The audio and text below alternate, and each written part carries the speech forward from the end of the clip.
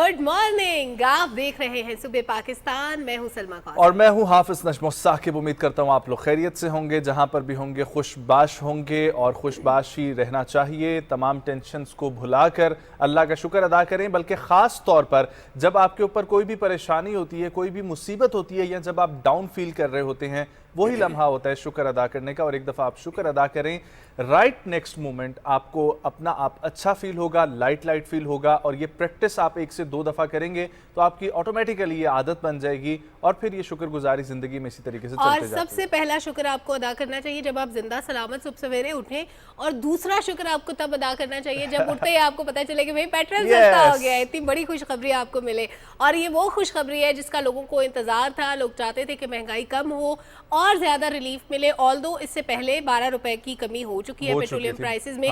मजीद 8 रुपए कम कर दिए गए हैं पेट्रोल में, और उसके अलावा डीजल भी सस्ता हुआ है, मिट्टी का तेल भी सस्ता हुआ है। और मुझे सबसे अच्छी चीज ये लग रही है कि पहले भी कमी की गई और अब भी 9 रुपए से जायद की कमी की गई है। लेकिन इसके साथ साथ जब पिछली दफा कमी की गई तो कहा गया था सलमा 15 दिन के लिए है, और इस दफा भी 15 दिन के लिए अनाउंस किया गया है। लेकिन मजीद कमी भी हो सकती है इंशाल्लाह। लोग एक्सपेक्ट कर रहे थे कि 15 दिन बाद दोबारा से क्या पता फ्यूल प्राइसेस बढ़ने वाली हो, इसलिए 15 दिन का मुख्तस किया गया, लेकिन नहीं। उन्होंने विद इन 15 डेज दोबारा से जो है वो कर दिया है। तो सुबह सुबह हमारे ऑफिस में भी एक खुशी का समा देखा जा रहा था, और ओवरऑल भी लोग अब सुबह सुबह उठे हैं, क्योंकि रात को पेट्रोल प्राइसेस दोबारा से रिवाइज हुई हैं, तो लोगों को भी पता नहीं है। इसीलिए सुबह पाकिस्तान के प्लेटफॉर्म से हम आपको बता रहे हैं कि 9 रुपए से जायद की पेट्रोल जो है वो सस्ता हो गया। तमाम लाइट डीजल, मिट्टी का तेल, सब कुछ सस्ता हो गया। तो जाए भरवाएं, वरना सलमा ने जिस तरीके से कल अपनी टैंकी फुल करवा ली है गाड़ी की, तो आज वो अफसोस पिछली दफा जब 12 रुपए कमी हुई थी तो नजम ने एक दिन पहले फ्यूल टैंक फुल करवा लिया था, और आज मेरे साथ एग्जैक्टली सेम एपिसोड रिपीट हुआ है।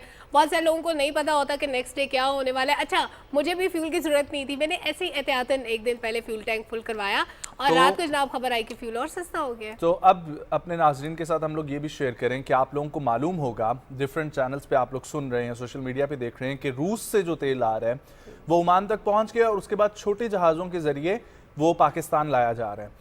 उसके आने के बाद और ज़्यादा एक्सपेक्टेशंस हैं कि पेट्रोल सस्ता हो जाएगा, लेकिन उससे पहले ही हुकूमत इस वक्त कोशा है कि हमारी जो मुतवस्सत तबका है या हमारी आवाम तक ये डायरेक्ट रिलीफ जो है पहुंचाया जाए। और ये डायरेक्ट रिलीफ पेट्रोल की सूरत में जब होगा तो पेट्रोल एक ऐसी चीज़ है जिसकी वजह से हर चीज़ मुतासिर होती है। जब पेट्रोल सस्ता होगा तो ऑब्वियसली तमाम चीज़ें जो है वापस अपनी जो है ना वो रिवाइज होना शुरू हो जाएंगी। हमारी जिंदगी में जितनी चीज़ें शामिल हैं, हर प्रोडक्ट की कॉस्ट पेट्रोलियम प्राइसेस से जुड़ी है, क्योंकि ट्रांसपोर्टेशन कॉस्ट उसमें शामिल हो जाती है। और फिर जब फ्यूल अगर महंगा हो तो उसकी प्रोडक्ट की प्राइस भी, सब्जी भी इवन, और अगर पेट्रोल सस्ता होगा तो सब्जी की जो ट्रांसपोर्टेशन कॉस्ट है वो कम हो जाएगी।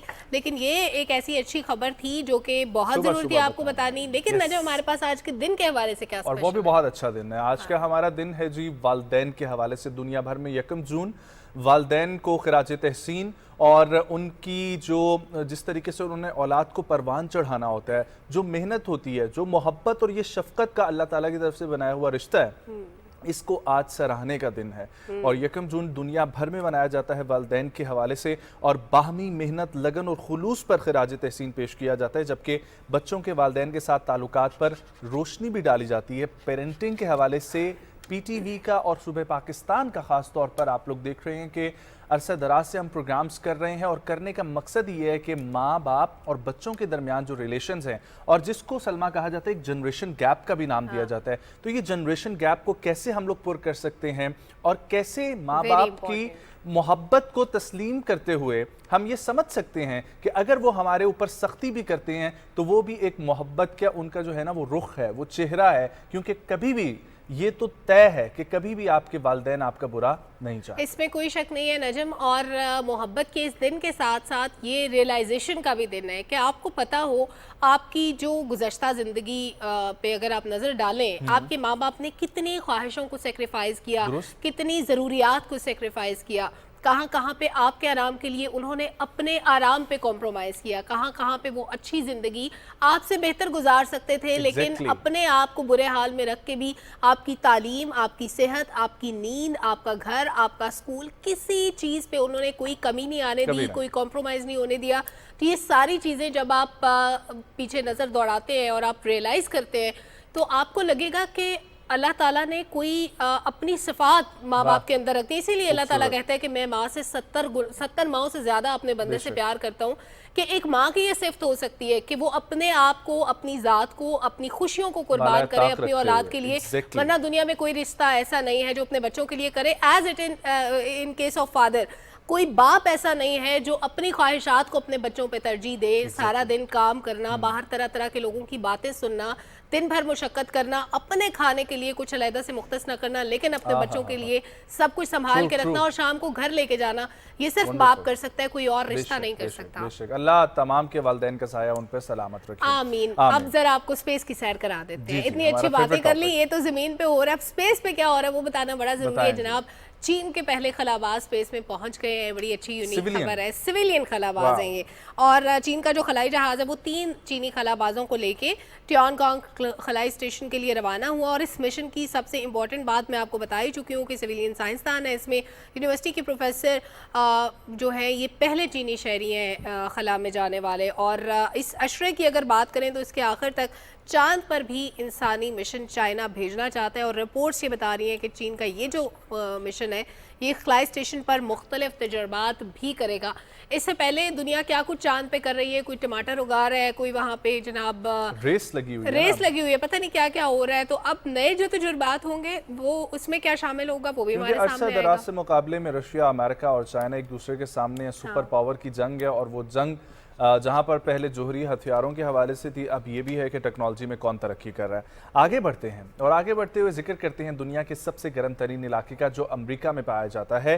कैलिफोर्निया में जानलेवा गर्म मौसम है जिसको मौत की वादी भी करार दिया गया है, और वहां पर फर्नेस क्रीक इस इलाके का नाम है, और अब तक दुनिया में सबसे ज़्यादा दर्जा हरारत यहाँ का रिकॉर्ड किया गया है। और इस वादी में 1913 के मौसम गर्मा में दर्जा हरारत 56.7 सेल्सियस के बुलंद तरीन सतह तक पहुंच गया था। ये दर्जा हरारत बज़ाहिर इंसानी बका की हद से तजावुज कर गया है, और इस दर्जा हरारत की दुरुस्ती पर बहस की जा सकती है, लेकिन अगर ये गलत भी साबित हो जाए तो फिर भी फर्नेस क्रीक भी दुनिया के गर्म तरीन इलाकों में सर फहरिस्त रहेगा, जहां पर 54.4 सेल्सियस दर्जा हरारत रिकॉर्ड किया गया है। अच्छा, वैसे नजम एक नुक्ता मैं उठाना चाहती हूँ कि जैकबाबाद से भी ज्यादा यहाँ पे गर्मी बढ़ी। जैकबाबाद में 52-53 तक टेम्परेचर चला जाता है बहुत ज्यादा गर्मी में, बहुत ज्यादा गर्मी पड़ती है। तो यहाँ पे अगर इतनी गर्मी पड़ रही है तो बड़ी हैरत की बात है। 54.4 भी, लेकिन 52 और 53 भी बहुत ज्यादा है। और पता नहीं कितने गर्म तरीन इलाके, हम सहराओं में जब रेत तपती है तो पता नहीं कितना टेम्परेचर होता होगा, हम तो रियलाइज नहीं कर सकते। इस्लामाबाद के अंदर सलमा हम लोग, मेरा ख्याल है कि 41-42 तक भी बर्दाश्त नहीं कर सकते। अच्छी खासी जो है ना हमारे तो पसीने क्या, हमारी तो सांसें निकल जाती हैं बस जब ये वाली गर्मी पड़ती है ना 40s वाली। तो 50s का तो हम इमेजिन भी नहीं कर सकते, वो तो हम शायद एसी में भी गुजारा ना कर सके, सर्वाइवल बहुत मुश्किल हो जाता है। अच्छा, हम वालिदैन के दिन की बात कर रहे थे, अब हम मम्मियों की बात करने लगे हैं, लेकिन ये हम वो मम्मी नहीं है जिनको हम घर में मम्मी कह के बुलाते हैं, वो वाली मम्मी नहीं है। ये हुनूद शुदा लाशों की बात हो रही है, मम्मीज की बात हो रही है, मिस्र वाली मम्मीज की बात हो रही है। और ये जो मम्मीज है मिस्र में, इनको ये जिन जगहों पे हुनूद किया जाता है इसको वर्कशॉप कहते हैं ना। तो जो ममीफिकेशन की वर्कशॉप्स हैं वो 2 तरह की दरियाफ्त हुई हैं। बड़ी यूनिक सी ये खबर है, एक जानवरों को हुनूद करने वाली वर्कशॉप और एक इंसानों को हुनूद करने वाली वर्कशॉप है, और इसका बाकायदा ऐलान भी कर दिया है। मिस्री ज़राए ब्लाग ये बताते हैं, वज़ीर सियाहत और नवादरात जो हैं उनके अहमद ईसा, उन्होंने गिज़ा में सुखरा के कदीम इलाके में एक नई दरियाफ्त का ऐलान किया, जिसके बारे में अभी मैंने आपको बताया। और नवादरात की सुप्रीम काउंसिल के सेक्रेटरी जनरल मुस्तफ़ा वज़ीरी ने ऐलान किया कि वो जिस टीम के सरबराह हैं उसने गुज़श्ता अगस्त में ईंटों की दीवार के नीचे एक कुआं ढूंढा था जिसमें मौजूद ताबूतों और मम्मियों की बड़ी तादाद की मौजूदगी इस बात का सबूत थी कि वहाँ पे एक ममीफिकेशन वर्कशॉप थी, यानी जहाँ पे लाशों को हुनूद किया जाता था।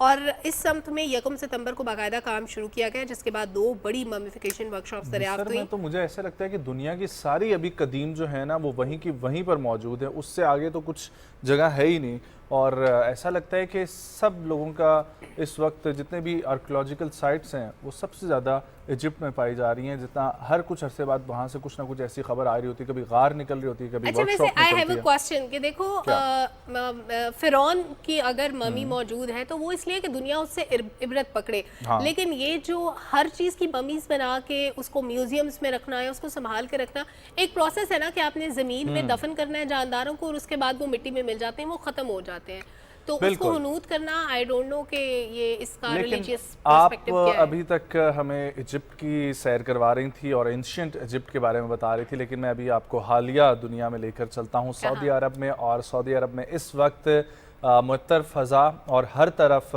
वो एक कहते हैं ना कि फूलों की बहार और क्या खुशबू बात का है। समा है, क्योंकि हज के दिन करीब हैं और इसीलिए पाकिस्तानी आज़मीन हज भी वहाँ पर पहुँचते जा रहे हैं। इस साल जो कोटा मुख्तस किया गया था उसके मुताबिक तकरीबन 33,774 ख़वातीन आज़मीन हज वहाँ पर मौजूद होंगी और बहुत सारी अभी भी वहाँ पर जितनी फ़्लाइट्स जा चुकी हैं उनके ज़रिए पहुँच चुकी हैं। लेकिन ख़बर यह है कि वजारत मजहबी उमूर पाकिस्तान की जानिब से जो वहाँ पर फैसिलिटीज़ का इंतज़ाम किया गया है और ख़ास तौर पर ख़वातीन के जो रख रखाव के लिए सारा मौजूदा निज़ाम बनाया गया है, उसके ऊपर हमारे पास एक रिपोर्ट है मक्का मुकर्रमा से। बिल्कुल, रिपोर्ट देखते हैं राना फ़हीम की। सरकारी हज स्कीम के तहत सरजमीन हिजाज पर आई पाकिस्तानी खवातीन वजारत मजहबी अमूर की जानिब से किए गए इंतजाम से बहुत खुश हैं। अल्हम्दुलिल्लाह बहुत अच्छा सफ़र रहा हमारा। अल्लाह ताला का शुक्र भी अदा किया कि अल्लाह ताला हमें इस काबिल समझा आपने कि आपने अपने घर हमें बुलाया।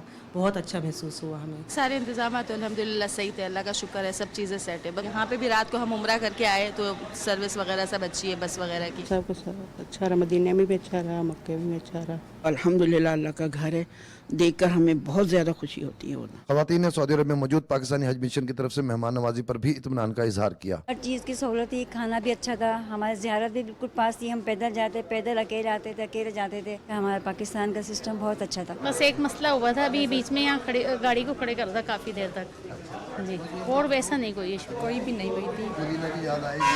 बहुत आएगी, बहुत मज़ा आता वहाँ पे भी, बहुत अच्छा था सबको।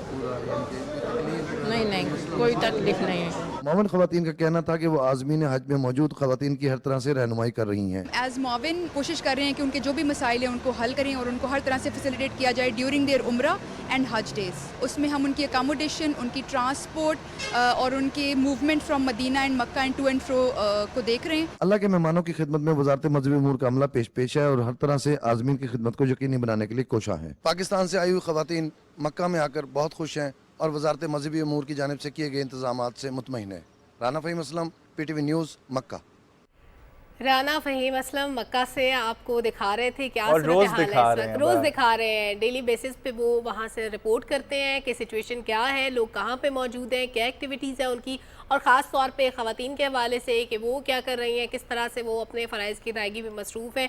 और यकीनन ये बहुत बड़ी सआदत की बात है, खुशनसीब लोग हैं वो इस वक्त जो वहाँ पे मौजूद हैं। अल्लाह ताला तमाम देखने वालों को और वो लोग जो ख्वाहिश रखते हैं उनको अल्लाह ताला के घर की ज़ियारत करवाए और हज की सआदत नसीब फरमाए। अच्छा जी, अब आपने हज के बारे में तो जान लिया, अब मैं आपको कुछ सोशल मीडिया पे अर्निंग के तरीकों के बारे में बताती हूँ। अब अगर तो आप अपने आप को बेच सकते हैं, यानी अपने आप की मार्केटिंग कर सकते हैं, तो या फिर तो आपके पास ठीक कोई है। ऐसी स्किल है तो आप पैसे कमा सकते हैं। अपनी वीडियोस बना के कोई ना कोई आप क्रिएटिव चीज बनाएंगे। अगर नहीं है तो नजम फिर बड़ा इंटरेस्टिंग ऑप्शन है। क्या option अगर है? आपके पास कोई पेट मौजूद है, आपने फिर उसको बेचना है, उसकी मार्केटिंग करनी है, और वो वो कैसे कैसे? करनी है वो मैं आपको एक ऐसे कुत्ते के बारे में बताती हूँ जिसका नाम है वाओ, टिकर। कितना cute 5 है। साल का बड़ा क्यूट सा ये डॉग है और इसे यूट्यूब इन्फ्लुएंसर जानवरों में फर्स्ट पोजीशन हासिल है। आपको पता है कि कितने पैसे कमाता है? इसकी जो मालिकन है कोरेंटी बर्डसन, उनको लाखों डॉलर्स सालाना ये कमा के देते हैं। ओहो। और जो कोरेंटी और उनके शौहर माइक है, उन्होंने तो उन्होंने अपनी अपनी नौकरियां नौकरी छोड़ छोड़ दी है हाँ। जनाब इस कुत्ते की इनकम पे। ये दोनों टिकर को संभालते हैं, वो इनको कमा के देता है। और टिकर के छोटे जो है ना, हमसे तो ज़्यादा मेरे वाले कुत्ता कमा रहा है। एग्जैक्टली उसकी सालाना इनकम आपको पता है बहुत अच्छी है। मैं भी आपको इसकी ना डिटेल बताती हूँ। ये 30 मिनट की इसकी जो वीडियो होती है, 40 से 60 हज़ार डॉलर तक इस कुत्ते की इनकम होती है। और 3 से 8 इंस्टाग्राम पोस्ट इसको तकरीबन 20,000 डॉलर्स की खतीर रकम देती है। और आपको पता है उधर जो एक अमरीकी काम करता होगा महीने में $1,000-1,200 कमाता होगा। मेहनत मुशक्कत करके महीने के। वल्लाह, मुझे तो लगता है जनाब हमें भी कुत्ते कुत्ता पालना वहाँ शुरू पे करना चाहिए। अच्छे डॉलर्स कमाता है, नॉट अ बैड आइडिया, ये अच्छा बिजनेस है। Exactly. आप कैट के साथ भी ये वाली फैसिलिटी एंजॉय कर सकते हैं। आपके पास कोई प्यारी सी कैट हो पैरट तो के साथ आप- भी आप कर सकते हैं। बस आपने उसको चीजें सिखानी है, हाँ, ये और शर्त है। बस सिखाते रहें और इस तरीके से चलता रहेगा आपका काम। Yes. लेकिन अब आपने एक जो है वो जानवर से रिलेटेड खबर शेयर की। मेरे पास भी एक खबर है और वो भी बड़ी इंटरेस्टिंग है। और ख़बर ये है कि अमेरिका की रियासत कनेक्टिकट में एक भूखा स्याह रीछ जो है वो बेकरी के अंदर दाखिल हो गया और बेकरी के अंदर उसने दाखिल होकर कुछ नहीं किया, किसी को नुकसान नहीं पहुंचाया, सिर्फ 60 केक खाए हैं। ठीक है, बेचारा भूखा होगा इसीलिए। और मुलाजमीन डर के मारे अपने कोने कोने जगहों पे छुप कर बैठते रहे और देखते रहे। और अमेरिकी रिपोर्ट्स के मुताबिक यहाँ पर कस्बे में एक taste by spellbound bakery के मुलाजमीन डिलीवरी के लिए गैराज से एक वैन में केक को लोड कर रहे थे और वहाँ पर ये आया और वहाँ पर उसने जो है ना अच्छे खासे देखिए, केक मैं उड़ा कहूँगी बड़ा स्मार्ट रीच था ये, जिसको ये पता था कि भूख लगे तो बेकरी में जाते हैं, पसंद की मीठी चीजें खाते हैं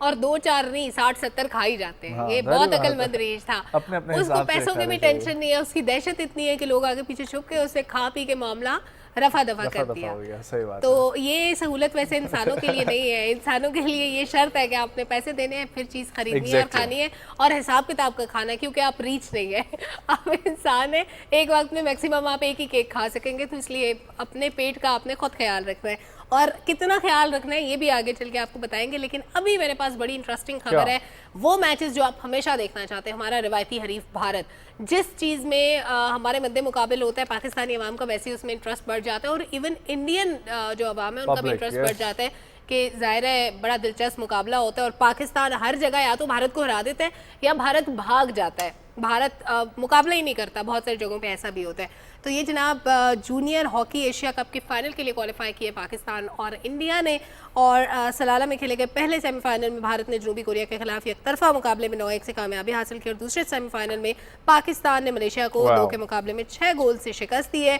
और पाकिस्तान की तरफ से अब्दुल रहमान ने 3, मोहम्मद खान, अरबाज अहमद और अब्दुल शाहिद ने एक गोल किए। तो मतलब और कि फाइनल आज होने पाकिस्तान और भारत दोनों फाइनल में मौजूद हैं और ये Yes. ओमान में जूनियर हॉकी एशिया कप चल रहा है। और हॉकी हमारी कौमी गेम है, कौमी खेल है और इसके फ़रोग के लिए काम होना चाहिए, जो किसी हद तक हो भी रहा है, लेकिन इसको तेज़ भी होना चाहिए। एंड जहाँ पर क्रिकेट के ऊपर हमारा इतना फोकस है, वहीं पर हमें चाहिए कि हॉकी पे भी हम लोग वापस फोकस करें। हॉकी में बहुत ही खूबसूरत माजी रहा है पाकिस्तान का। आगे बढ़ते हुए अब आपको मैं लेकर चलता हूँ पाकिस्तान के खूबसूरत तरीन इलाके, खूबसूरत तरीन सूबे गिलगित बल्तिस्तान की तरफ। और गिलगित बल्तिस्तान में गिलगित बल्तिस्तान की एक लोकल स्पोर्ट है जो पोलो है और ये पोलो के बहुत सारे मुकाबले होते हैं। चित्राल के साथ भी शंदूर का मेला बहुत मशहूर है इसमें। लेकिन इस वक्त शाही पोलो ग्राउंड में गिलगित में जश्न बहारा पोलो टूर्नामेंट जारी है और NLIB की टीम और गिलगित बल्तिस्तान स्काउट्स की टीम तकरीबन आमने सामने है और 4 के मुकाबले में 5 गोल से उन्होंने हराया। इसी तरह सब डिवीज़न गिलगित की टीम ने 5 के मुकाबले में 6 गोल करके नगर ग्रीन की टीम को शिकस्त दी है। तीसरे मैच में गिलगित 1 की टीम ने 3 गोल जबकि चिल्लास की टीम ने 1 गोल किया। अब गिलगितियों को जो इस वक्त सुन रहे हैं या जिन्होंने विजिट किया उनको पता है कि पोलो के अंदर GB स्काउट्स का और चित्राल का बहुत ही एक कमाल का मुकाबला होता है और फिर गिलगित का और चिल्लास वालों का बहुत जो है वो तगड़ा मुकाबला होता है। अच्छा, इस इलाके का कल्चर, इसकी सकाफत, इसके मुकाबले, इसके फेस्टिवल्स, इनका मैं कहती हूँ कोई मैच ही नहीं है। ये इतनी खूबसूरत जगह,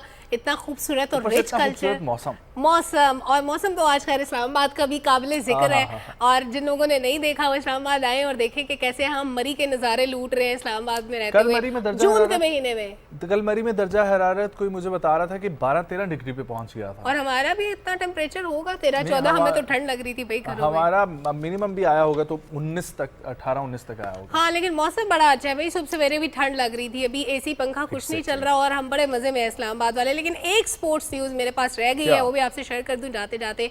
वो है जनाब Guinness book of world record मंजूर हो गए हैं पाकिस्तानी बॉक्सर्स के। डेरा इस्माइल खान और वजीरिस्तान से ताल्लुक़ रखने वाले हमारे बॉक्सर्स हैं यूनुस और अहमद सफ़ीर।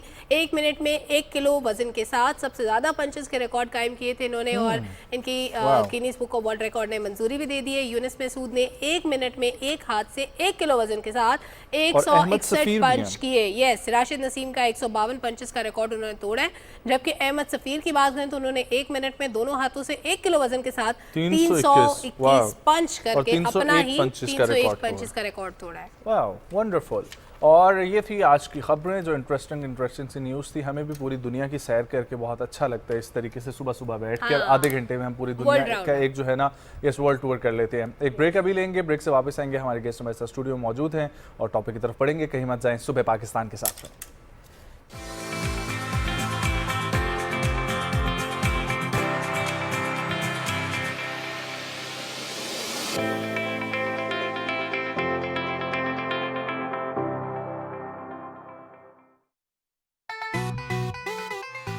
लोग तुझे प्यार करते हैं, आपकी मोहब्बत है, मैं कहाँ और आप कहाँ। अरसा गायब कहाँ रहे हैं? कोई शादी वादी तो नहीं कर ली दूसरी? अभी तो मेरी सिर्फ मंगनी हुई है, एंगेजमेंट। अरे मंगनी हुई है? सियाने ये कहते हैं कि शादी जो है ना जरा पक्की उम्र में होनी चाहिए, पक्की टीट उम्र नहीं होती जैसे। मेरे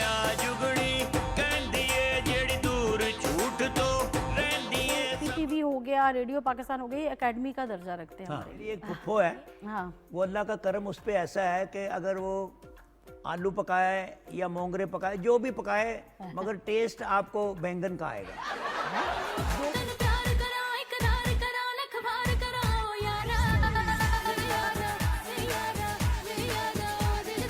डार्लिंग, तुमने तो पीटीवी के बड़े दौर देखे हैं यार, कोई याद ही हमारे साथ शेयर करो। मोहे शादियां वाला सीजन आयो, शक्कर भंडारे मोहे शादियां वाला सीजन आयो।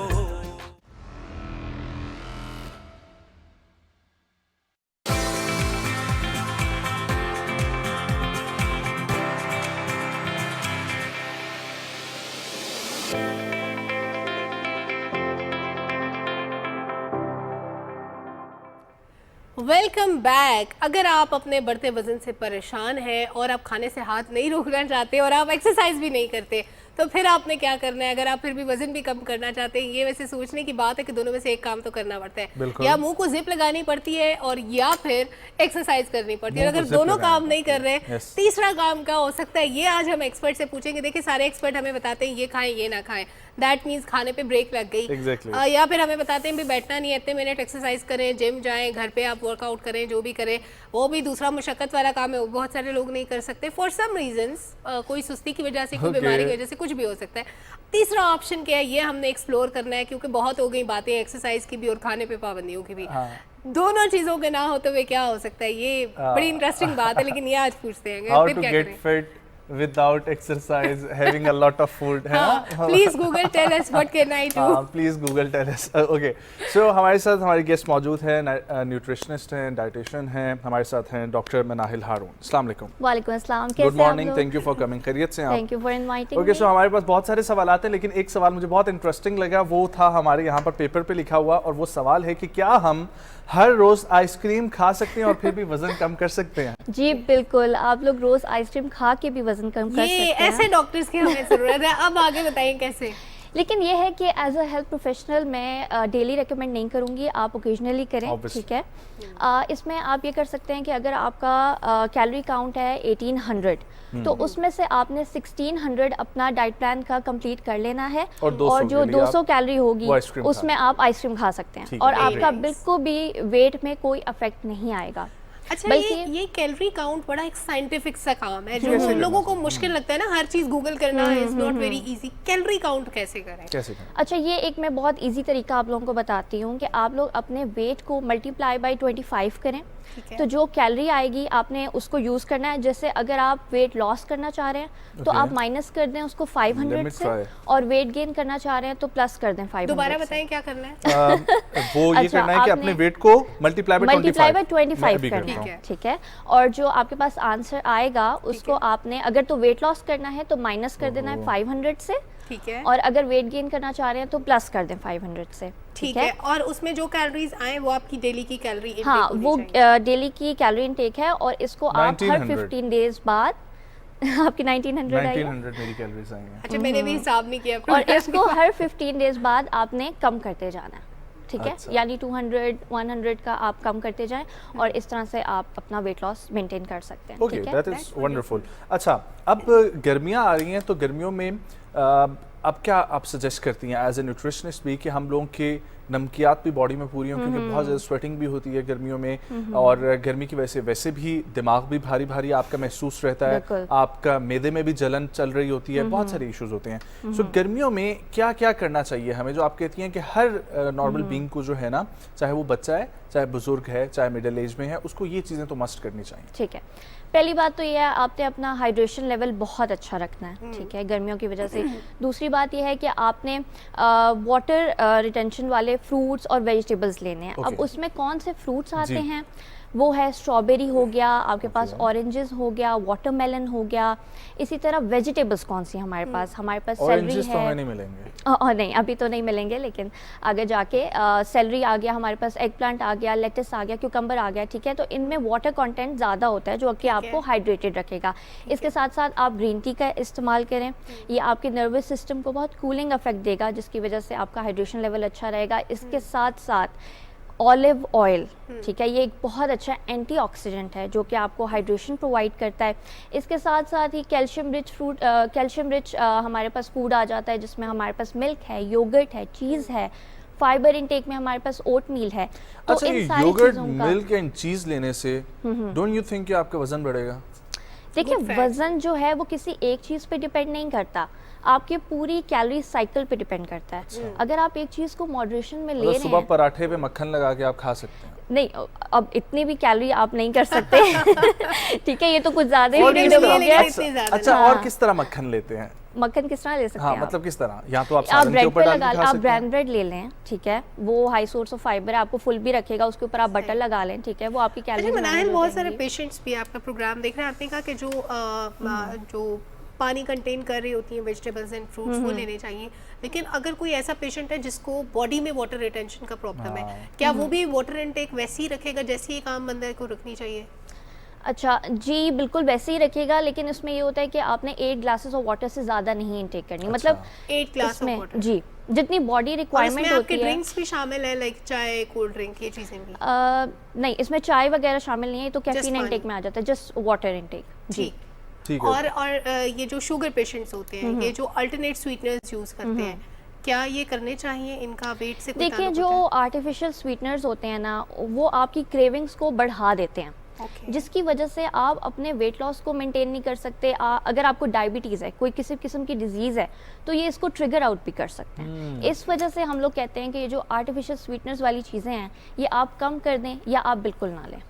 अच्छा, एज ए न्यूट्रिशनिस्ट आपने अभी तक जो केसेस ऑब्जर्व किए हैं, उनमें जिनका वजन कम नहीं हो रहा होता किसी मेडिकल रीजन की वजह से, तो वो मेडिकल रीजन क्या क्या मौजूद हैं? क्योंकि बहुत सारे लोग ये कहते हैं कि हम डाइट भी जिस तरीके से हमें कही गई है उस तरीके से फॉलो कर रहे हैं, प्लस एक्सरसाइज भी हम कर रहे हैं, लेकिन फिर भी हमारा वजन नहीं कम हो रहा, या वजन कम होने को हम इनकरेज नहीं करते, हम इसको कहते हैं कि हमारा फैट लॉस नहीं हो रहा।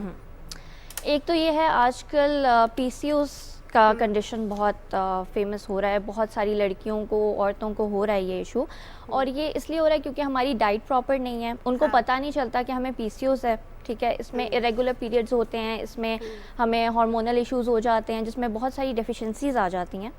तो बेसिकली आजकल तो जो मैं ज़्यादा केस देख रही हूँ वो पीसीओएस का ही है। सही, पीसीओएस एक बड़ा मसला है, लेकिन इसके अलावा भी कुछ कंडीशंस होती हैं। किडनी पेशेंट्स जो होते हैं, जो डायलिसिस पे होते हैं, वो भी, और जो डायलिसिस के करीब पहुंच चुके होते हैं, उनका भी वेट लॉस मेरा ख्याल है एक बड़ा प्रॉब्लम किडनी स्टोन और ये सारी, मतलब सारी डिजीजेस कहीं ना कहीं अफेक्ट कर रही होती हैं आपके वेट लॉस को। क्या एक आम बंदे को खुद से कोई डाइट, लाइक इंटरमिटेंट फास्टिंग के बारे में कहा जाता है कि वो कोई भी कर सकते हैं, क्या कोई भी कर सकता है अनलेस वो शुगर पेशेंट नहीं है और वो भूख बर्दाश्त कर सकता है? देखिए, जो डायबिटीज़ वाले हैं, एपिलेप्सी वाले हैं, उनके लिए तो ये चीज़ अच्छी है, ठीक है। जैसे एक नॉर्मल इंसान है, उसके लिए मैं ये रिकमेंड करती हूँ कि आप 15 डेज़ कर सकते हैं, इससे ज़्यादा नहीं, ठीक है। आप वो डाइट करें जो आप प्रोलॉन्ग रख सकते हैं, क्योंकि आपने वेट लॉस करना है। आजकल हम क्या करते हैं, हम 3 दिन करते हैं इंटरमिटेंट, उसके बाद हम जो है बहुत ज़्यादा खा लेते हैं, और फिर हम करते हैं और फिर बहुत ज़्यादा खा लेते हैं। अब होगा क्या कि इवेंचुअली हमारा वेट स्टक हो जाएगा और हमें बहुत सारा इशू फेस करना पड़ेगा। तो पहले तो आप ये अच्छे से सोच लें कि आप इसको लॉन्ग टर्म रख सकते हैं। अगर आप लॉन्ग टर्म नहीं कर सकते तो मैं तो ये सजेस्ट करूँगी कि आप वो चीज़ ना करें। Doctor Manahil, rapid weight loss का स्किन पे क्या इफेक्ट आता है? स्किन पे अगर तो आप बहुत अच्छे तरीके से बैलेंस्ड वे में, न्यूट्रिशियस वे में वेट लॉस कर रहे हैं तो आपकी स्किन ग्लो भी करेगी, आपका एक्ने इशू भी रिजॉल्व होगा। क्योंकि मैं आजकल देखती हूँ लड़कियाँ जो हैं बहुत सारे हम लोग प्रोडक्ट्स बाय कर रहे होते हैं कि जी हमारी स्किन ठीक हो जाए, ग्लोई हो जाए। हमारी डाइट तो अच्छी है ही नहीं, इनर सेल्फ अच्छा होगा तो बाहर की ब्यूटी आएगी, ग्लो आएगा। तो ये बहुत बड़ा मिसकंसेप्शन है कि अगर हमारी डाइट अच्छी नहीं है तो हमारी स्किन अच्छी और ये रह डाइट सकती अच्छी है। ना होने का मकसद आपका है कि फास्ट फूड? फास्ट फूड भी है और इस तरह से हम लोग बहुत सारा अपना कैलोरी इनटेक भी गलत कर रहे होते हैं। हेल्दी अगर हम आइटम्स देखें ना तो उसमें भी हम बहुत सारी मिस्टेक्स कर रहे होते हैं। कभी कभार कुछ लोगों को डेयरी सूट नहीं करता, ठीक है, मिल्क प्रोडक्ट और ये चीज़ें नहीं सूट करते, बट वो फिर भी ले रहे होते हैं। उनको ये पता ही नहीं चलता लाइफ टाइम में कि वो इंटॉलरेंट है। मेरे पूछने का मकसद ये है कि देखिए हमारी स्किन अगर यहाँ पे लेट्स सपोज फेस है, इसको किसी चीज ने होल्ड किया हुआ है। अब अगर मैंने वेट लूज किया 5 to 7 kg, यहाँ से जब यहाँ स्किन आएगी उसमें रिंकल्स तो आएंगे, वो एक्स्ट्रा स्किन कहाँ जाएगी? उन रिंकल्स के लिए फिर क्या अलग से ट्रीटमेंट्स लेने पड़ेंगे या उसको हम मैनेज कर सकते हैं अपनी डाइट के साथ? नहीं, आप अच्छी डाइट लेंगे तो कभी भी आपको रिंकल नहीं आएंगे। ये चीज़ मैंने उन लोगों में बहुत देखी है जो खुद से डाइटिंग करते हैं, ये इंटरमिटिंग और ये सारी चीज़ें करते हैं। या किसी ने बहुत एक्सेसिव वेट लॉस किया ना, जो आप कहने का आपका जो मकसद है वो मैं समझाऊं। अगर किसी ने बहुत ज़्यादा वेट लॉस किया है, अगर वो लेट्स से पहले था 160 kg या 140 kg पे और वो डायरेक्टली बहुत अरसे की मेहनत, 3 साल की मेहनत के बाद आया है 90 पे या 80 पे, तो वो उसके होते हैं बिल्कुल स्किन क्या, उसके लिए बाकायदा तौर पे बाद में प्लास्टिक सर्जरी भी होती है। लेकिन जो फेशियल की आप बात कर रही हैं, सो आई डोंट थिंक सो कि फेशियल का भी इस तरीके से होता है। लोगों को नेक पे लाइंस आ जाती हैं क्योंकि वो ज़ाहिर स्किन लूज हो जाती है। ख़वातीन में खास तौर पे ये बहुत ज़्यादा प्रॉब्लम होता है, जो बार बार वेट गेन है लूज करती हैं, तो वो ऐसे स्किन होने के बाद आखिर वो कहीं तो जाएगी। वो तो देखें आप गलत तरीके से कर रहे हैं ना। अगर आप अच्छे आइटम ऑफ फूड नहीं ले रहे तो इवेंचुअली आपकी स्किन पे रिंकल भी आएंगे और वो आपको अफेक्ट भी करेगा। तो एक बैलेंस पैटर्न में चलें, कुछ भी नहीं होता। ठीक हो गया। और क्या हमारी जो डाइट है इसका इफेक्ट है? क्योंकि आजकल मैं देख रहा हूँ सबसे ज़्यादा लोगों को एक और कॉमन प्रॉब्लम चल रही है हम सब की, वो है बालों की प्रॉब्लम और बाल गिरने की प्रॉब्लम है। किसी के सफ़ेद जल्दी हो रहे हैं, किसी को डैंड्रफ का इशू है, कुछ और बहुत सारे मसाइल हैं। तो इसका कोई डाइट से भी रिलेशन है? जी बहुत बड़ा रिलेशन है। हम लोगों की डाइट में मैग्नीशियम बहुत कम हो गया, ठीक है, एक तो ये रीज़न है। दूसरा ये है तो अलहदा से मैग्नीशियम भी नहीं ले सकते? आप लोग ले सकते हैं अगर आपका सोर्स ऑफ मैग्नीशियम में से फूड में क्या है?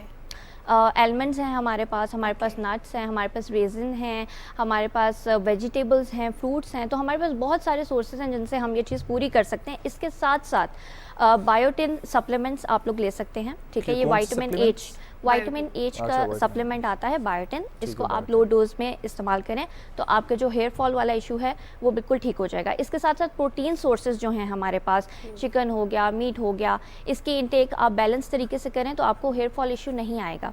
बेसिकली ये क्यों हो रहा है? क्योंकि हमारी डाइट में हमने प्रोटीन भी हटा दिया है, हम लोग एक अच्छे सोर्स ऑफ मैग्नीशियम और इन चीज़ों की तरफ नहीं हैं, इस वजह से हमें ये फेस करना पड़ता है। अच्छा, अगर कोई वेट लॉस प्लान करना चाहता है उसके लिए प्रायोरिटी पे देखने की चीज़ें क्या है कि वो सबसे पहले क्या लिस्ट बनाए कि मैं ये चीज़ें कर सकता हूँ तो मैं डाइट फॉलो कर सकता हूँ?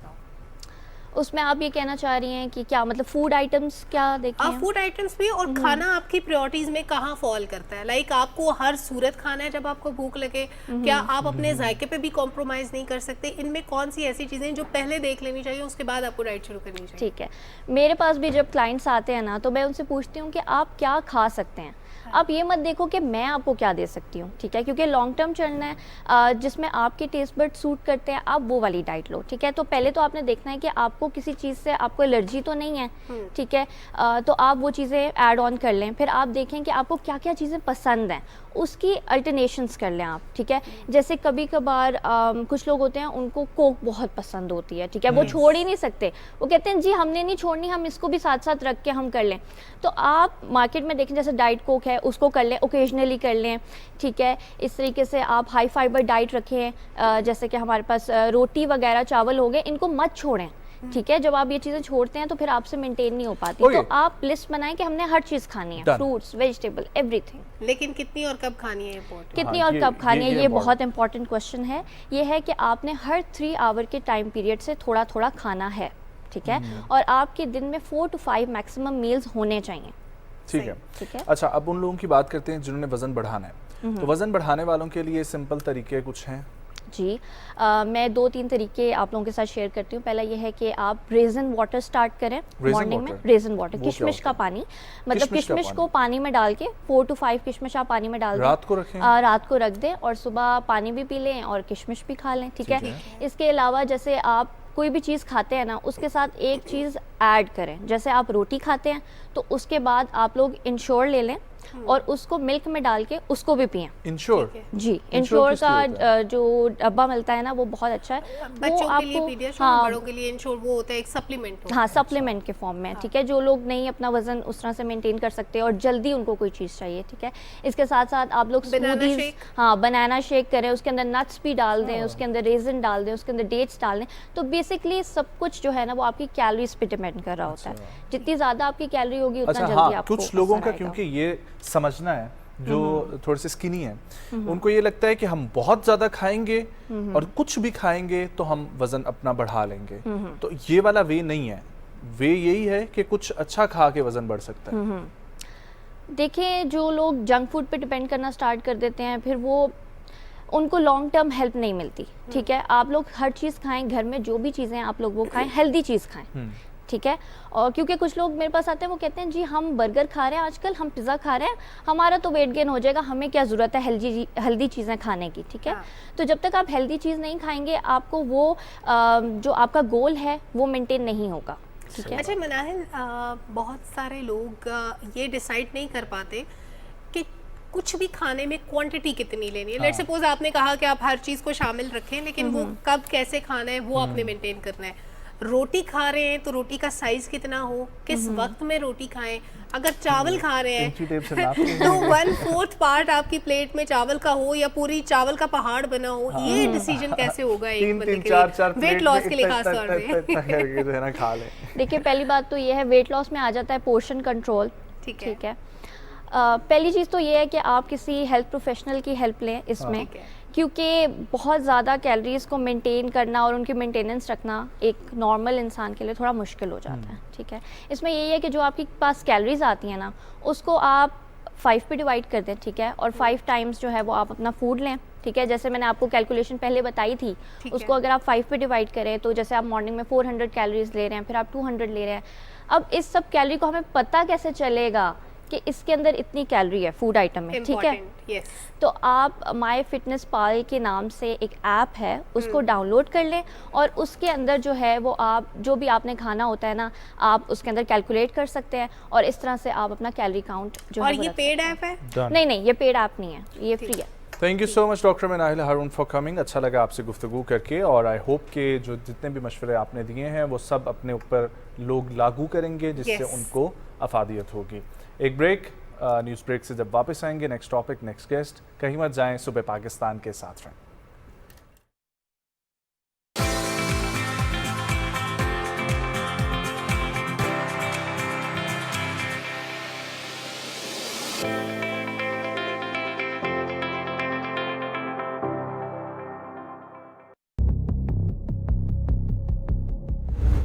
मकबूजा जम्मू कश्मीर में खवातीन को भारतीय फोर्सेस के जुल्म सितम का सामना है।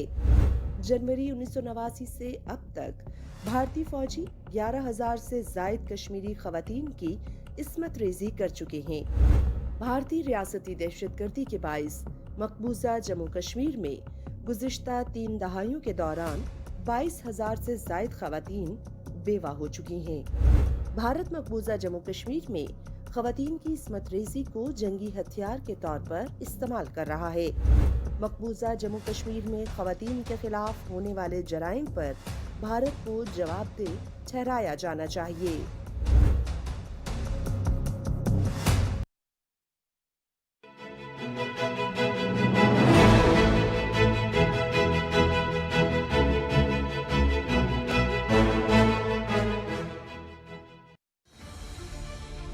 मैं भी आप सब में से बहुत सौ की तरह पाकिस्तान टेलीविजन को देख कर बड़ा। पीटीवी के पास खजाना है, वो किसी के पास नहीं। बिल्कुल, तो मैंने कहा कि उसको हम एक डिजिटल स्पेस में OTT प्लेटफॉर्म में लेकर जाएं। क्या क्या लेजेंड मौजूद हैं।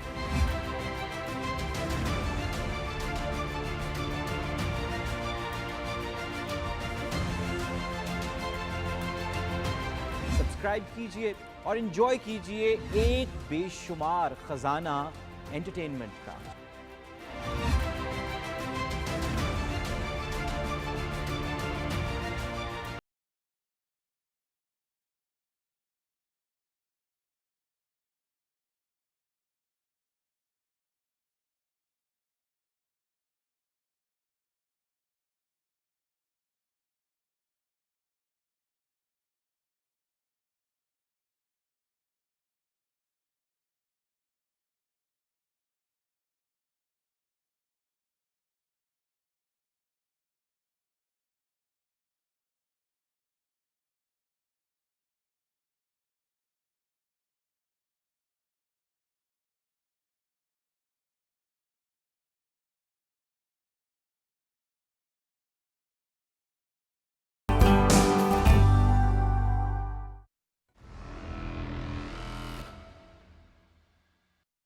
तेजी से बदलती दुनिया में कोई खबर अपने पस मंजर में हतमी नहीं।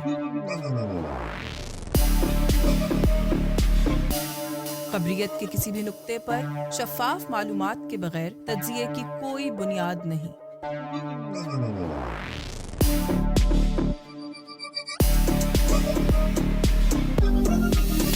किसी भी वाक़ये के मुहर्रिकात और असबाब जाने बगैर मंतकी राय कायम करना मुमकिन नहीं। खबर की दुनिया में जब एतराज़ात इख्तिलाफात को जन्म दें तो तहकीक ही वाहिद रास्ता है।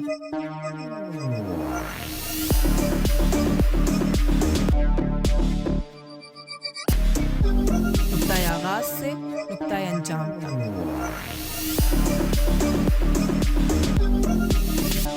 मैं यशफीन जमाल नुक्ताए एतराज़ के साथ। देखिए नुक्ताए एतराज़ यशफीन जमाल के साथ रात 8 बजे सिर्फ PTV न्यूज़ पर।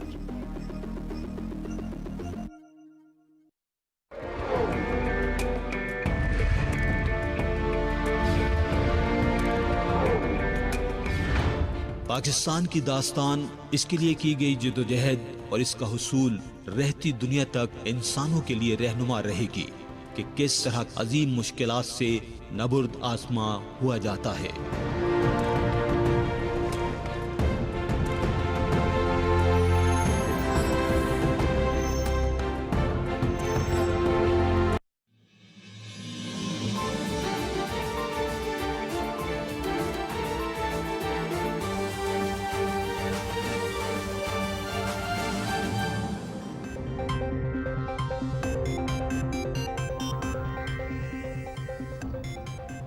वफाकी हुकूमत का आवाम के लिए बड़ा रिलीफ, पेट्रोलियम मसनूआत की कीमतों में कमी का ऐलान।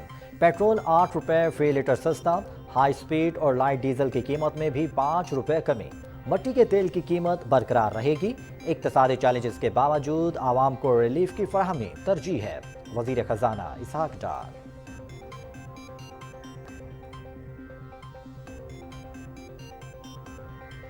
आवाम का पेट्रोलियम मसनूआत की कीमतों में मई के महीने में दूसरी मरतबा कमी पर खुशी का इजहार।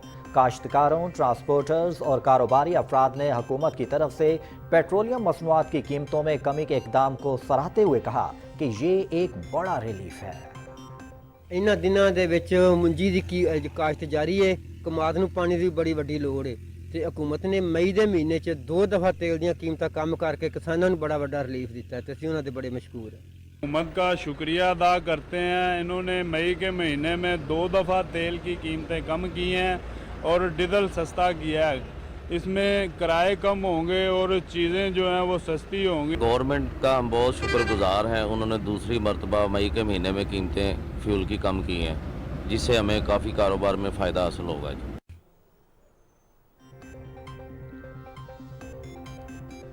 ज़राई शोबे में जिद्दत के बगैर मुल्क की तरक्की नामुमकिन। वज़ीर आज़म की खाद पर सब्सिडी बराह रास्त किसानों तक पहुँचाने की हिदायत। ज़राई ट्यूबवेल्स को मुकम्मल तौर पर शमसी तवानाई पर मुंतकिल किया जाए।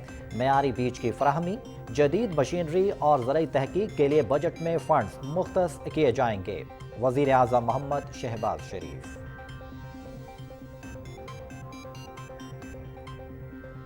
वज़ीर ख़ारिजा बिलावल भुट्टो ज़रदारी से अमरीकी सफ़ीर डोनाल्ड ब्लूम की मुलाकात। दो तरफ़ा ताल्लुकात, सैलाब से मुतासरा इलाकों में तामीर नौ की सरगर्मियों और दीगर शोबों में ताउन पर तबादला ख्याल। वज़ीर ख़ारिजा का सेहत के शोबे में दोनों मुल्कों के दरमियान मुज़ाकिरात का खैर मक़दम।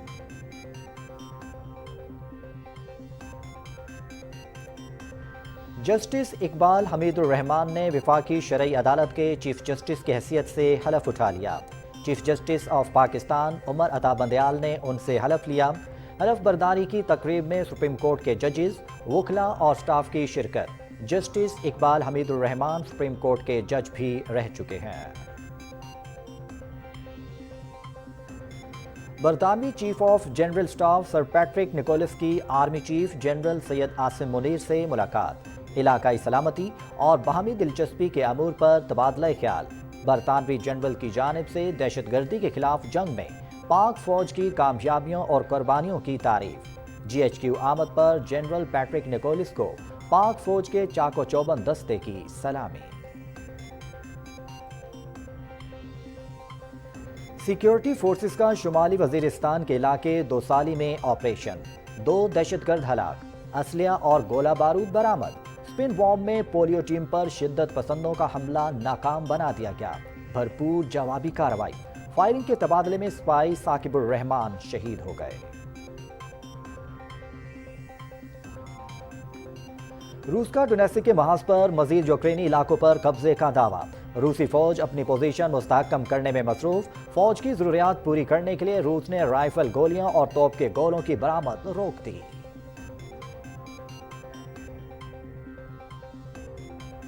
कहीं रिमझिम तो कहीं तेज बारिश। इस्लामाबाद, पंजाब, खैबर पख्तूनख्वा, बलोचिस्तान, बालाई सिंध, गिलगित बल्तिस्तान और कश्मीर में बारिश और बाज़ मकामात पर यालाबारी। आइंदा 24 घंटे के दौरान बलोचिस्तान, पंजाब, कश्मीर, खैबर पख्तूनख्वा, सिंध और गिलगित बल्तिस्तान में तेज हवाओं और गरज चमक के साथ मजीद बारिश का इम्कान। रेस्क्यू 1122 की जानिब से तेज बारिशों के बायस शहरी और मकामी आबादी के लिए अलर्ट जारी। बरसाती नदी नालों में तोगयानी का खतरा मौजूद है। पानी की निकासी के लिए मुनासिब इंतजाम रखें। दौरान सफर शहरी बचने के लिए ड्राइविंग एहतियात से करें। पुराने और बोसीदा मकानों में रिहाइश मत इख्तियार करें। बिजली के खंभों और पाइपों से दूर रहें। किसी किस्म की धाती चीज हाथ में न पकड़ें।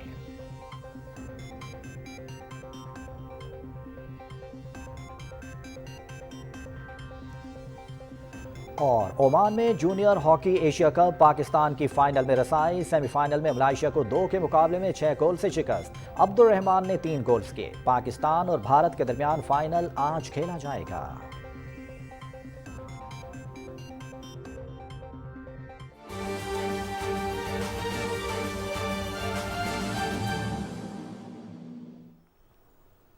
अस्सलाम वालेकुम। पाकिस्तान टेलीविजन न्यूज़ के साथ मैं हूं ज़िया आफ्ताब। हेडलाइंस आपने जानी। यहां पर आपको बताएं कि पाक आर्मी के वेटरन्स का जिन्ना हाउस लाहौर का दौरा।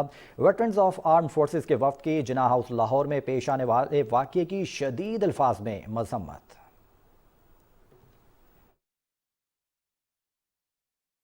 बाबा कौम कायद आज़म रहमतुल्लाह का घर है और ये बाबा कौम से ज़्यादा अहम शख्सियत तो हम पाकिस्तानियों के लिए कोई हो नहीं सकती कि इस तरह की कार्रवाई यकदम नहीं हो सकती, अचानक नहीं हो सकती। ये बाकायदा एक मनसूबा बंदी के तहत सब कुछ किया गया है। इतने बड़े घर को, बिल्डिंग को इस तरीके से जलाना कि कोई चीज़ यहाँ पर बचे ही मत। मस्जिद तक को नहीं छोड़ा गया कि जिन लोगों ने ये काम किया है सिर्फ वो लोग नहीं जो कि यहाँ पर आके आला कार बने, तमाम वो लोग जिन्होंने मनसूबा बनाया, जिन्होंने सहूलतकारी की, जिन्होंने रास्ता दिखाया, उन तमाम लोगों को करार वाक़ई सज़ा मिलनी चाहिए। ये खाली एक घर पर हमला नहीं था, ये पाकिस्तान की असास पर हमला था। इसके जितने भी मनसूबा साज हैं, सहूलतकार हैं और जो इनके साथ मदद जिनकी शामिल थी, हमारी सबसे दरख्वास्त है, अपील है कि इनको दर्दनाक सज़ा दी जाए जो कानून के अंदर मौजूद है। बानिए कायद आज़म के घर को जिस तरह से सबूताज किया गया, ये हमारे लिए एक इंतहाई दर्दनाक वाक़या है और ये नाकाबिले माफ़ी जुर्म है। इसमें जो भी साजिश में जो भी इसका शिकार हुए वो सब लोग, और इसके अलावा जो इसके पीछे जिनका हाथ है, उनको माफ़ करना किसी तौर भी जो है हम उसकी इजाज़त नहीं देते। ये वाक़या नहायत ही दिल खराश वाक़या है और इस तरह के वाक़या को हम कंडेम करते हैं और तमाम इदारों से और तमाम जो स्टेक होल्डर्स हैं उनसे गुजारिश की जाती है कि इन जो ये फसादी हैं उनको करार वाक़ई सज़ा होनी चाहिए। ये इतना बड़ा सानिया है और इस कदर खौफनाक हादसा है कि अगर इसके ज़िम्मेदारों को माफ़ कर दिया गया या इनके सहूलतकारों को माफ़ किया गया तो इस मुल्क के साथ बहुत ज़्यादती है। शोहदाए पाक फ़ौज के लवाहिकीन ने शोहदाए अर्ज़ पाक के बारे में अपने ख्यालात का इजहार और आवाम को पैगाम देते हुए क्या कहा, आपसे शेयर करते हैं। शोहदाए वतन की इज़्ज़त व तकरीम कल भी हमारे दिलों में थी, आज भी है और आइंदा भी रहेगी।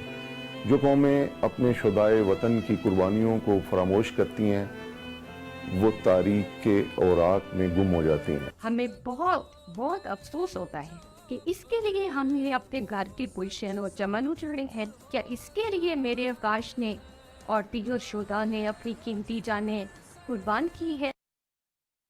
पेशावर में 9 और 10 मई को होने वाले वाक़े के मौके पर Mohammad Ejaz Khan, station director radio Pakistan, जो उस वक्त रेडियो पाकिस्तान में मौजूद थे, होने वाले वाक़े के बारे में तफसीलात बयान की हैं। आइए सुनते हैं।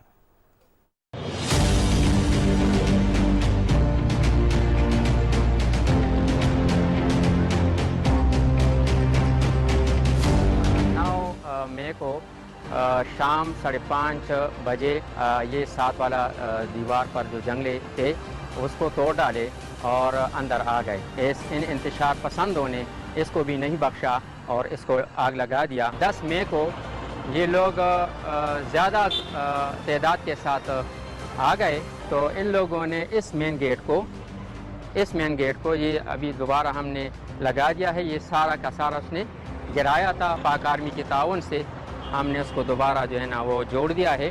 ये वो निजी गाड़ी है जो हमारे एक साथी का है जो इधर कंपेयरिंग के लिए आता है, तो इसको भी जो है ना उसने आग लगा दिया।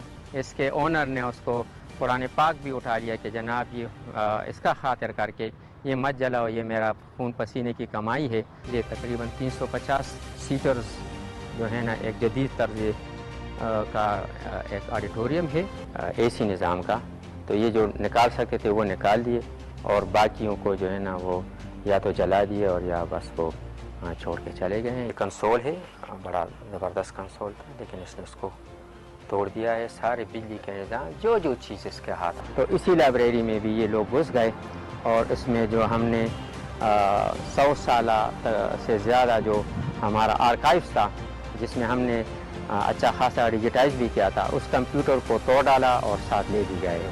और इसमें हमारा शिफ्ट का जो अमला राउंड द क्लॉक जो जाता है तो इसमें इसको हम फिश एंड ड्रॉप करते हैं, तो उसको भी पहले जो है ना तोड़ डाला। इस मस्जिद से हमारे लोगों ने उनके सामने कुरान पाक उठा के रख दिए कि खुदा के लिए हमें भी मत मारो और इस इदारे को भी ख़राब मत करो। ये हमारा इदारा है, ये आपका इदारा है, ये आप ही के लिए है, आप इसको क्यों तोड़ रहे हैं। मेन बिल्डिंग है जिसमें एडमिन के, अकाउंट्स के, न्यूज़ के और प्रोग्राम और इंजीनियरिंग के स्टाफ इसमें इसके दफातर भी थे और इसमें से मशीनें भी थी जो हमारे ब्रॉडकास्टिंग के काम आते थे।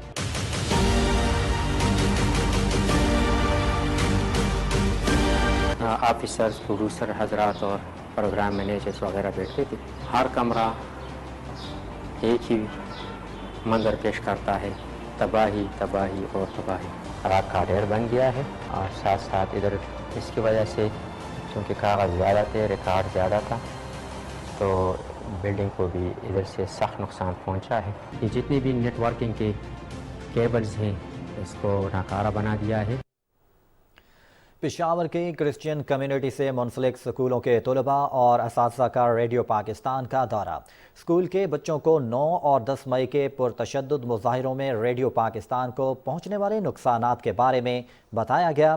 जली हुई इमारत के मुख्तलिफ हिस्सों का दौरा भी कराया।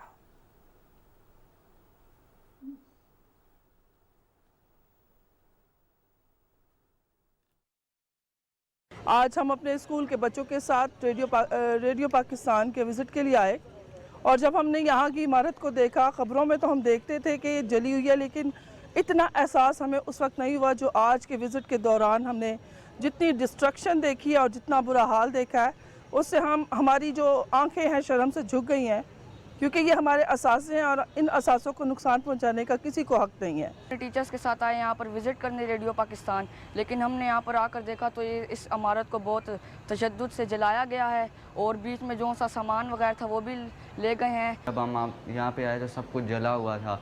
हम मजम्मत करते हैं, पूरी क्रिश्चियन कम्युनिटी जो सी है, हम मजम्मत इस चीज़ की करते हैं कि ऐसा नहीं करना चाहिए। कैसा इंसान है जिन्होंने ये सब एहतजाज के नाम पर खेल खेला। एहतजाज करना हर इंसान का हक है, लेकिन ये एहतजाज नहीं है, ये तखरीबकारी है। मुल्की इमलाक को नुकसान पहुंचाना ये इंसानों का काम नहीं है। न्यूज़ स्टूडियो से फिल वक्त इतना ही। मज़ीद खबरों और अपडेट्स के लिए देखते रहिए Pakistan television news.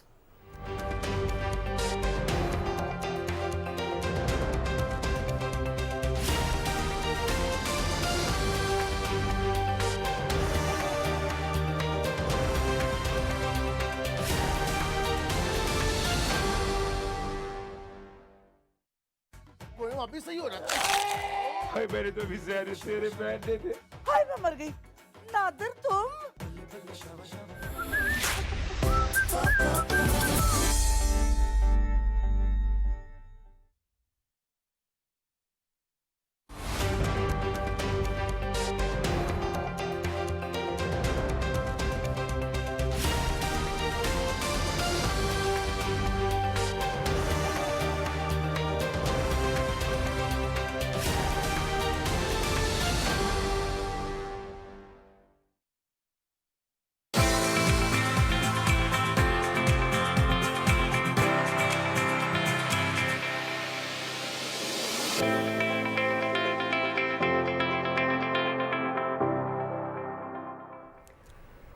Welcome back नाजरीन। बहुत अहम मसला सोशल मीडिया पर गुस्ताखाना मवाद का फैलाव, उसकी तशहीर बहैसियत मुसलमान हमारे लिए तकलीफ दे बात भी है, शर्म की बात भी है कि हम कैसे इस तरह के कंटेंट को सोशल मीडिया पे देखें और बर्दाश्त करें। जाहिर है हमें उसका सदेबाब करना है, उसके सदेबाब के लिए हमें हर तरीका अडॉप्ट करना है, हर तरीके को एक्सपेरिमेंट करना है कि क्या ये तरीका कारगर साबित हो रहा है, क्या इस तरह से हम इस मवाद की तशहीर को रोक पा रहे हैं, क्या इस तरीके से हम इस मवाद को ख़त्म कर पा रहे हैं। और फिर उन लोगों तक भी पहुंचना बहुत ज़रूरी है जो इस तरह के मवाद को अपलोड करते हैं, उसको फैलाते हैं या प्रोपेगेंडा का हिस्सा बनते हैं। किसी कंट्री की तरफ से हो रहा है, किसी इंडिविजुअल की तरफ से हो रहा है, किसी ख़ास ग्रुप या तबके की तरफ से हो रहा है, उन लोगों की आइडेंटिफिकेशन भी बहुत ज़रूरी है और अपने इर्द गिर्द अपने अंदर छुपी हुई काली भेड़ों को पहचानना भी बहुत ज़रूरी है। बहैसियत मुसलमान हमारे लिए नाकाबिले कबूल हो सकता है ना है कि वो हस्तियाँ जिनकी तकदीस हम पे फ़र्ज़ है, हम उनके तकद्दुस पर कोई हर्फ आने दें, कोई आन जाने दें, तो ये किसी भी तरह पॉसिबल नहीं है।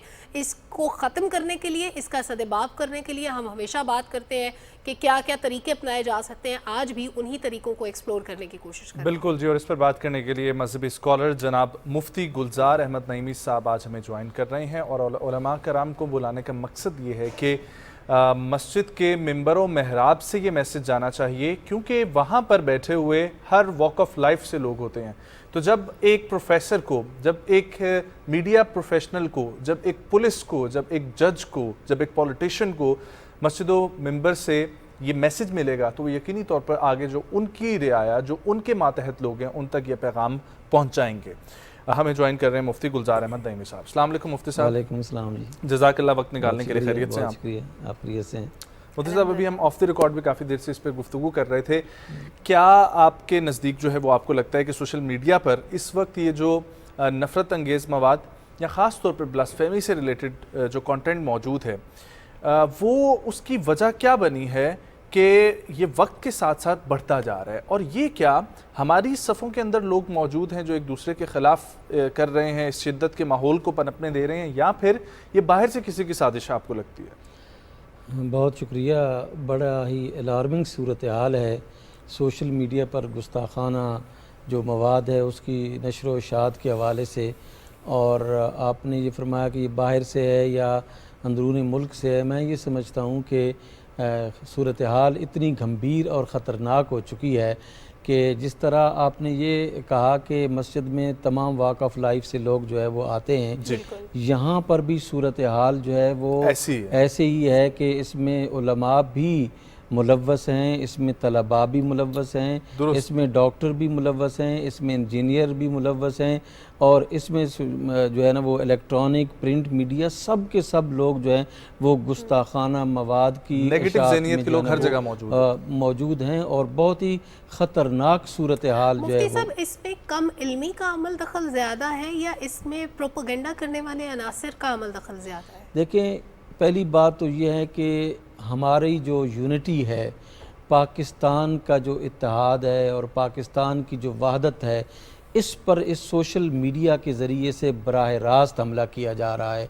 पाकिस्तान को दुनिया जो है यानी एंटी इस्लाम और एंटी पाकिस्तान दुनिया मुत्तहिद और मुस्तहकम पाकिस्तान नहीं देखना चाहती। वो अपने मुख्तलिफ़ किस्म के जो है वो स्ट्रेटजीज़ और हिकमत अमलियाँ जो हैं वो इस्तेमाल करके पाकिस्तान को डिस्टेबलाइज़ कर रहे हैं, और पाकिस्तान की जो इस्तेकाम है उसको जो है वो अंडर क्वेश्चन करने की कोशिश कर रहे हैं। मैं ये समझता हूँ कि इसमें बहुत सारे पहलुओं को मद्देनज़र रखना चाहिए।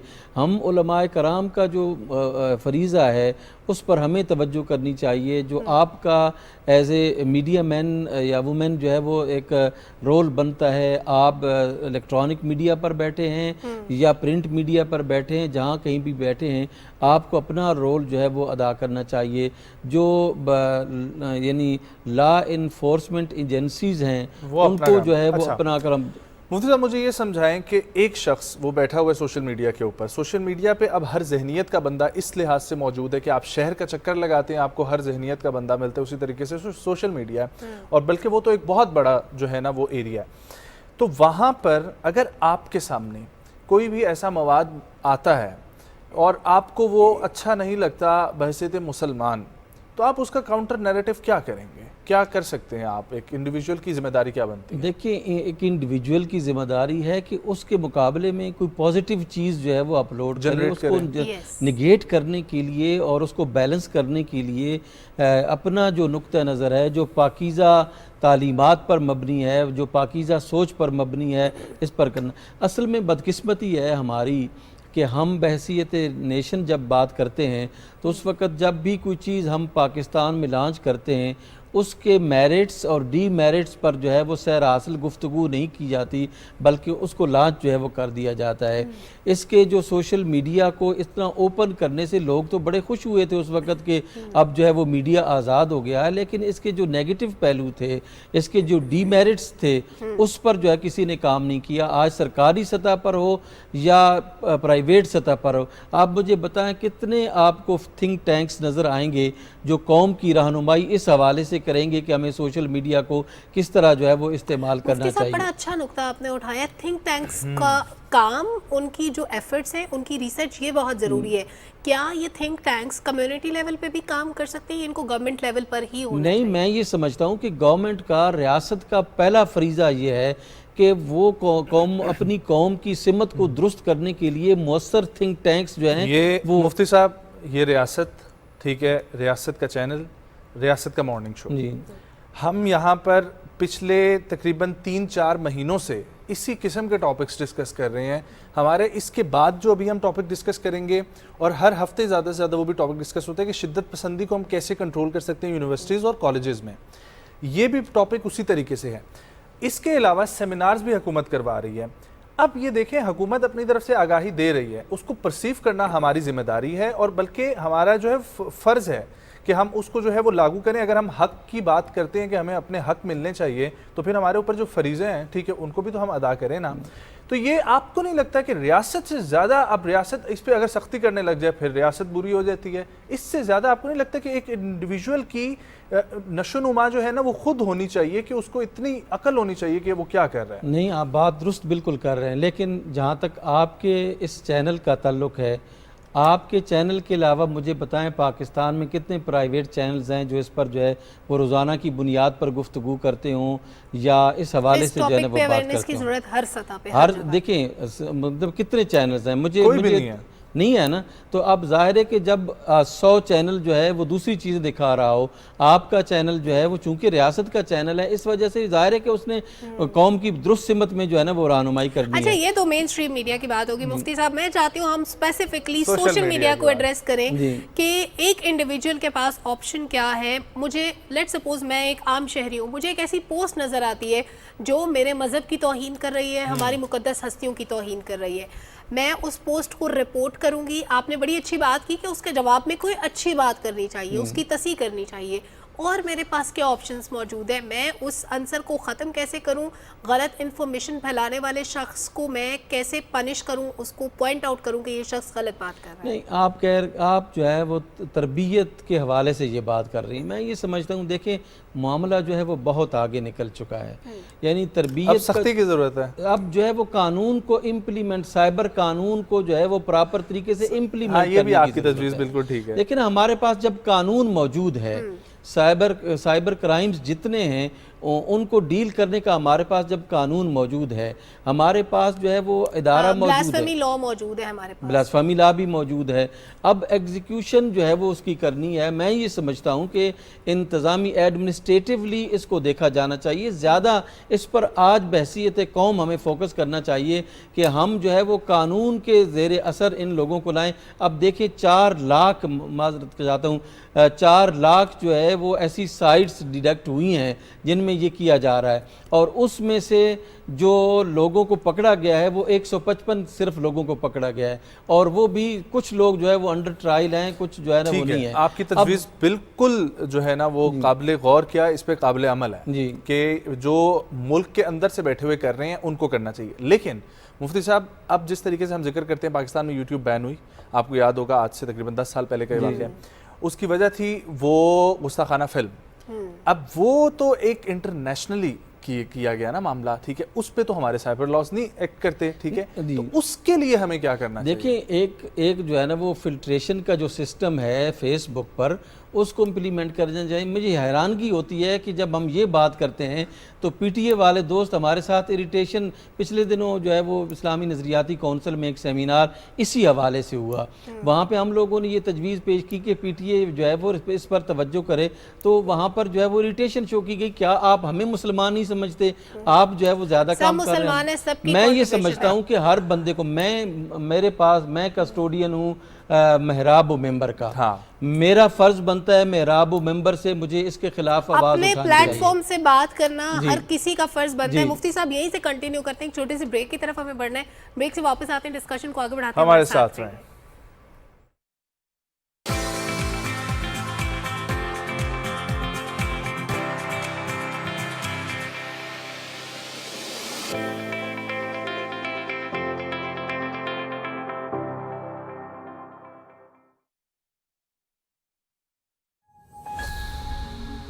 आई मकई की रोटी और साग पकाया अपने प्यारे प्यारे हाथों से। बोले चैना और सुनो लतीफ, तुम बचना अपने पल्ले से बड़ी टिक्की मक्खन की ले आना और मदद तब आके दोनों भाई क्विकली जाओ, क्विकली वापस जाओ।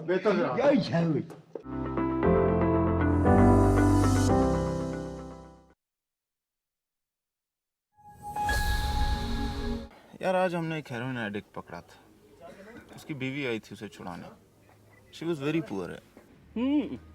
Oh, so you like her? Is she pretty? Need to put a lid on it. Just joking. तू भिजवा देना उसे क्लिनिक, मैं कुछ करता हूँ।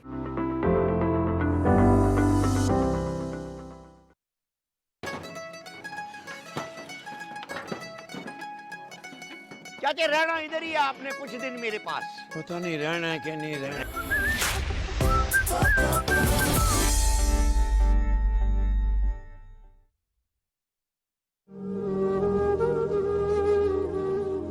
औकात नहीं आंख से आंख मिलाने की और नाम मिटाने की बात करते हैं। ये जो शर पसंद अनासिर हैं, इन्हें मुंह की खानी पड़ेगी। ये मुल्क भी हमारा है, ये फौज भी हमारी है। पाक फौज जिंदाबाद, पाकिस्तान पाइंदाबाद।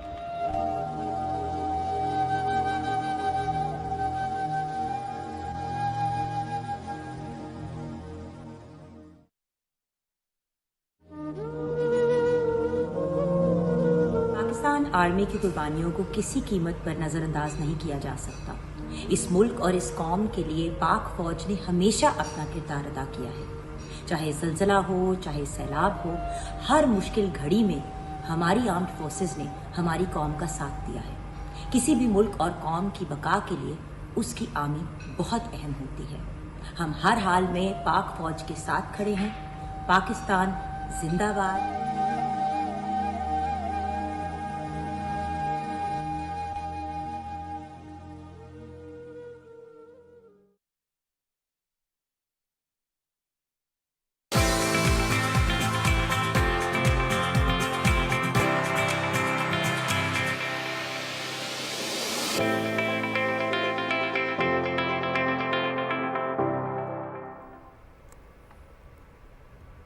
Welcome back. और अब जिक्र करते हैं जिस टॉपिक की तरफ हम बात कर रहे थे, उसमें नौजवान जो है, जो आने वाली नस्ल है, आने वाली जनरेशन, उसको भी कैसे हम लोग इस हवाले से ट्रेन करें कि क्योंकि ये तालीमात हमें स्कूल कॉलेजेस में उस वक्त नहीं पढ़ाई गई थी।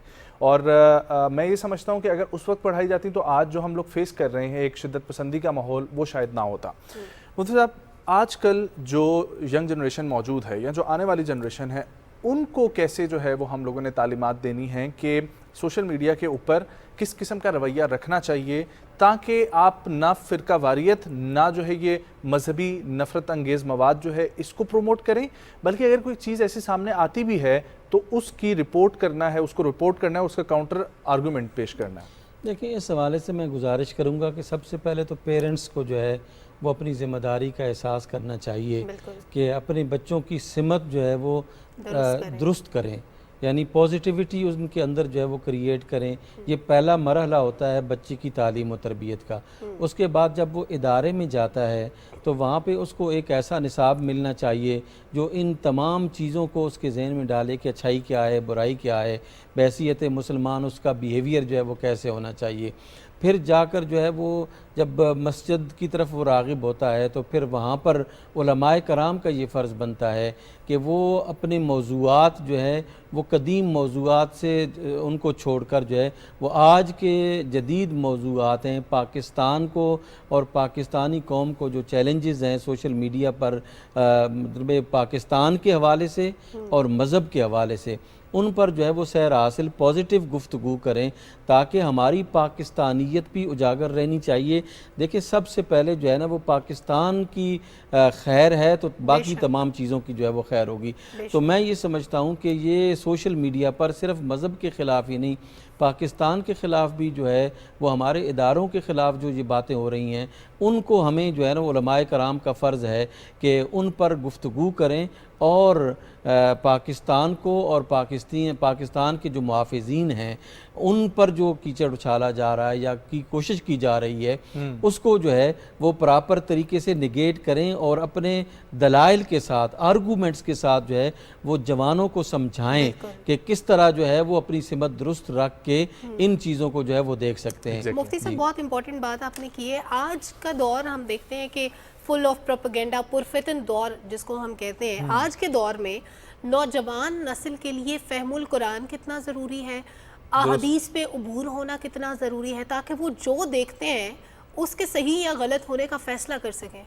देखिए, मैं ये समझता हूँ कि हर जो बच्चा है उसको आप आलिम दीन नहीं बना सकते, ठीक है ना जी। हर यानी मुख्तलिफ ब्रांचेस ऑफ नॉलेज हैं, उनकी तरफ बच्चों ने जाना होता है। मैं ये समझता हूँ कि बेसिक्स अगर बच्चों के दुरुस्त हो जाएं, उनका जो नज़रिया है, उनका जो अकीदा है, उनका जो यानी फ़ाशी और उरियानी के मुतालिक जो इस्लाम ने उनको तालीमात दी हैं और वतन के साथ मोहब्बत के हवाले से जो दीन ने उन्हें कुछ कहा है, इसी तरह पैगम्बरान, आले बैत अतहार, सहाबा कराम, अल्लाह सुब्हानहू व तआला की ज़ात के हवाले से जो इस्लाम हमें अकीदा देता है, उस अकीदे में हर बच्चे को हमें पुख्ता करने की ज़रूरत है। जब वो पुख्ता होगा तो यकीनन वो बुराई की तरफ जो है वो उसका रुझान कम होगा, अच्छाई की तरफ जो है वो रुझान ज़्यादा होगा। हमें एक तो ये करना चाहिए और ये जो साइट्स हैं इनको कोशिश करनी चाहिए कि बच्चों की पहुंच से जो है वो दूर रहें और एक एडमिनिस्ट्रेटिवली ऐसी तरफ हमें जाएं कि ताकि ये कम से कम मौके मिलें हमारी जनरेशन को इन चीज़ों में पढ़ने की। यानी इस तरह जो है वो हम देखें कि फिर मैं कहूँगा कि जब तक हम यानी कलेक्टिवली काम नहीं करते ना, एक है नज़रियात को दुरुस्त करना, एक है अमली तौर पर जो है वो उन चीज़ों को एग्जीक्यूट करना। तो जब तक हम एक जस्द वाहिद की तरह बनकर काम नहीं करते, उस वक्त तक हम पाकिस्तान में फैलने वाली इस बुराई को हम जो है वो नहीं रोक सकते हैं। मैं ये समझता हूँ कि हर सतह पर हमें अपनी ज़िम्मेदारी का एहसास करना बहुत ज़्यादा ज़रूरी है। सही फरमा रहे हैं आप। और जिस तरीके से उलमा कराम इसमें अपना किरदार अदा कर रहे हैं और कर सकते हैं, इसके ऊपर मैं चाहूँगा आप बात करें, क्योंकि हमारे पास माशाल्लाह से जिस तरीके से हम लोग ये देखते हैं कि हमारी आने वाली जनरेशन में स्कूल्स कॉलेजेस के बच्चे मौजूद हैं, वहीं पर बहुत बड़ी तादाद पाकिस्तान में मदारिस की है। और जितना बेहतर तरीके से आप लोग काम कर सकते हैं उतना शायद हम भी ना कर सकें, क्योंकि आप लोग हदीस कुरान की रोशनी में उसको एप्लीकेबल कर सकते हैं। तो जो आपको देखने वाले हैं, जो इस वक्त मसाजिद के उलमा हजरात, मदारिस के शेखुल हदीस शेखुल कुरान, आप उनके बारे में क्या कहना चाहेंगे? कि देखिए, मैं ये समझता हूँ कि मस्जिद का जो प्लेटफार्म है ना, ये बहुत ही मौसर प्लेटफार्म है। यानी दुनिया में कोई ऐसा प्लेटफार्म नहीं है कि वीकली जो है वो कौम को खिताब करने का जो है वो मौका मिले। मैं ये समझता हूँ कि इसको एक पॉजिटिव तरीके से और यानी जो जदीद हालात हैं, मामलात हैं, उन पर गुफ्तगू करनी चाहिए। और दूसरा कि जो मसाइल हैं वो ज़्यादातर सोशल मीडिया के जो मसाइल हैं वो मदारिस के साथ कनेक्टेड कम हैं, यूनिवर्सिटीज़ और कॉलेजेस के साथ जो है वो ज़्यादा हैं। तो स्कॉलर्स को जो है वो असेस दी जाए यूनिवर्सिटीज़ में और कॉलेजेस में, वहाँ पे वो सेमिनार्स मुनक्कद करें और इस्लाम का जो नज़रिया है, पाकिस्तान का जो पॉजिटिव यानी पिक्चर है, उसको जो है वो पेश करें तलबा के सामने। यानी आपको देखें कि हिडनली जो है वो बहुत सारी चीज़ें और बहुत सारी फोर्सेस जो हैं वो पाकिस्तान के जो मुखालिफ क़ुव्वतें हैं, इस्लाम की जो मुखालिफ क़ुव्वतें हमारे बच्चों पर वो असर अंदाज होने की कोशिश कर रही हैं। तो मैं ये समझता हूँ कि अगर हम अपने बच्चों को इस तरह ओपनली जो है वो स्कॉलर्स के साथ और जो हालात हाजरा को बेहतर तौर पर जानने वाले उलमा हैं, कुरान और सुन्नत का भी वो फ़हम रखते हैं और जदीद हालात के तकाज़ों के मुताबिक गुफ्तगू करते हैं, और यानी एक इस्लाह का पहलू उनको असेस दी जाए यूनिवर्सिटीज़ में और कॉलेजेस में, तो मैं ये समझता हूँ कि मामलात को मुकम्मल तौर पर तो देखें इन चीज़ों को ख़त्म नहीं किया जा सकता। और इस्लाम की स्ट्रेटजी भी यही रही है कि अच्छाई जो है वो बुराई पर गालिब रहनी चाहिए। मेरा अगला सवाल भी इसी से बन रहा था कि बुराई हमेशा अच्छाई पर गालिब जो है वो आती रही है, लेकिन अच्छाई जो है उसके लिए मेहनत करनी पड़ती है, और दूसरी तरफ आपको शैतान खुद ही राग़िब करता है। तो मुफ्ती साहब, कोई ऐसी वजीफ़ा, कोई ऐसी दुआ कि आपके दिल की आपने नियत की है कि मैं अब इस तरफ चलूँगा, ठीक हो जाऊँगा, या मैंने मजहबी इंतहा पसंदी से या अपने आप को मगरूर होने से जो है वो रोकना है, तो उसके लिए साबित कदम रहना, साबित कदम रहना बड़ा मुश्किल होता है। मैं ये समझता हूँ कि सबसे पहले तो अल्लाह के सामने हमें जो झुकने का 5 वक्त की नमाज है वो तमाम हमारे बच्चों को, जवानों को जो है वो अदा करनी चाहिए। सेकेंडली, अल्लाह सुब्हानहू व तआला से जो है वो इस्तिग़फ़ार हमेशा तलब करनी चाहिए। इस्तिग़फ़ार एक ऐसा वजीफ़ा है जो खुशियाँ लाता है, जो गमों को दूर करता है, जो मसाइब को दूर करता है, जो खुशहाली लाता है। कुरान मजीद में मुतअद्दिद मकामात पर जब अंबिया कराम से पूछा गया तो कुरान मजीद ने उस पूरे सिनेरियो को बयान किया है कि जब कोई शख्स जो है वो आया कि बारिश नहीं हो रही तो नबी ने कहा कि आप इस्तिग़फ़ार करें। जब एक शख्स आया कि मेरी औलाद नहीं हो रही तो आप जो है वो इस्तिग़फ़ार करें। एक आया कि मेरे मालो बनीन पर जो है वो कोई अच्छे असरात मुरतब नहीं हो रहे तो नबी ने कहा कि आप इस्तिग़फ़ार करें। इसी तरह हमारे जो औलिया और उरफ़ा हैं उन्होंने भी ये एक बेहतरीन तरीका जो है वो हमें दिया है कि बहसीयत कौम जो है वो एक तो दुआओं का कल्चर हमें डिवेल्प करना चाहिए। देखिए, हम अल्लाह से बहुत ज़्यादा दूर होते चले जा रहे हैं, हमें दुआओं का कल्चर जो है वो डिवेल्प करना चाहिए। अल्लाह से हर वक्त जो है वो दुआ मांगते रहना चाहिए और अच्छाई की तरफ राग़िब रहने की हमेशा जो है वो अल्लाह सुब्हानहू व तआला से हमें दुआ करनी चाहिए और इस्तिग़फ़ार को एक ऐसा वजीफ़ा बनाएं जो छूटने जो है वो ना पाए। रसूलुल्लाह सल्लल्लाहु अलैहि वसल्लम ने खुद इरशाद फरमाया था कि ये तमाम मसाइल का हल है। और मैं ख़ुद जो है वो 70 से ज़्यादा मरतबा दिन में जो है वो इस्तिग़फ़ार करता हूँ। तो हमें जो है वो इस्तिग़फ़ार की तरफ ज़्यादा मुतवज्जह रहनी चाहिए। बहुत शुक्रिया मुफ्ती गुलजार अहमद नईमी साहब आपके वक्त के लिए। बहुत अच्छा लगा आपसे गुफ्तगू करके, और हम उम्मीद करते हैं कि जितनी तजावीज़ आपकी तरफ से पेश की गई हैं वो तमाम काबिल गौर और काबिल अमल है, और ये सिलसिला जो हमारे प्रोग्राम की तरफ से चल रहा है ये तमाम यूनिवर्सिटीज़ और कॉलेजेस में भी एप्लीकेबल होना चाहिए, और तमाम प्राइवेट चैनल्स पे भी हम उम्मीद ही कर सकते हैं। एक ब्रेक शामिल करेंगे, ब्रेक से वापस आएंगे, अपने प्रोग्राम को कंटिन्यू करेंगे सुबह पाकिस्तान के साथ।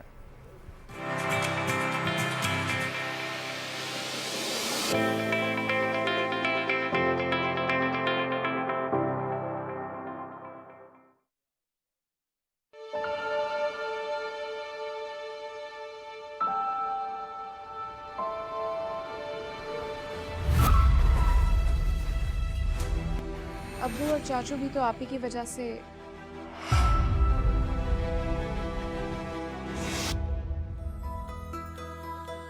उसे अपने काम से बहुत इश्क, और आपको खतीजा से।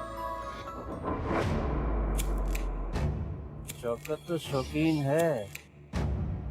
छोड़ बच्ची का हाथ। एक शर्त पे छोड़ दे कि तू मेरे साथ।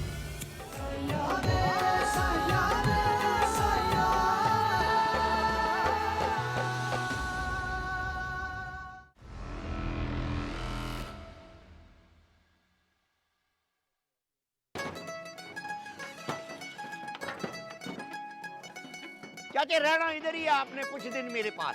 पता नहीं रहना है कि नहीं रहना।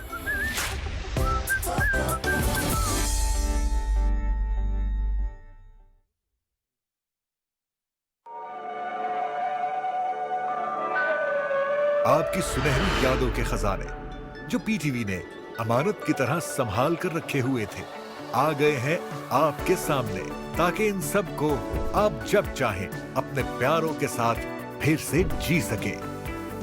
पीटीवी फ्लिक्स, एक ऐप जहां मिले पीटीवी पर चलने वाला आज तक का हर प्रोग्राम कई दिलचस्प कैटेगरीज में। PTV flix, download now. Relive the golden era of PTV.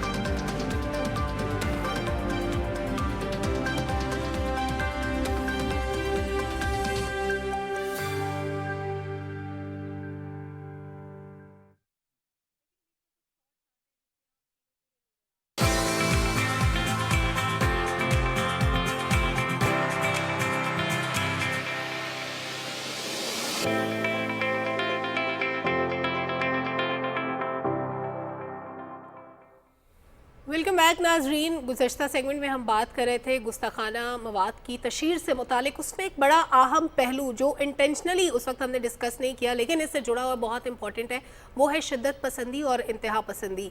हम किसी भी मज़हब की तौहीन तभी करते हैं जब हमारे अंदर वो शिद्दत पसंदी पाई जाती है, वो जज्बात पाए जाते हैं, और इन जज्बात का नुकसान ये होता है कि हम अपने मज़हब की भी तौहीन कर जाते हैं, कभी लाइल्मी में, कभी कम इल्मी में, और कभी शिद्दत जज्बात में। अब ये जो शिद्दत और इंतहा पसंदी हमारे रवैयों में पैदा होती है, इसका एक साइकोलॉजिकल पहलू भी है जिस पे वक्तन फ़वक्तन बात होती रहती है, और एक हमारा माशरती पहलू भी है जिस पे हम एज सेगमेंट तकरीबन डेली बात करते हैं और कोशिश करते हैं कि इसको एड्रेस करें कि जो शिद्दत पसंदी का रवैया है, इंतहा पसंदी का रवैया है, ये किस तरह हमारे माशरे की जड़ों को खोखला कर रहा है, हमारे माशरे की जड़ों में सरायत करता जा रहा है।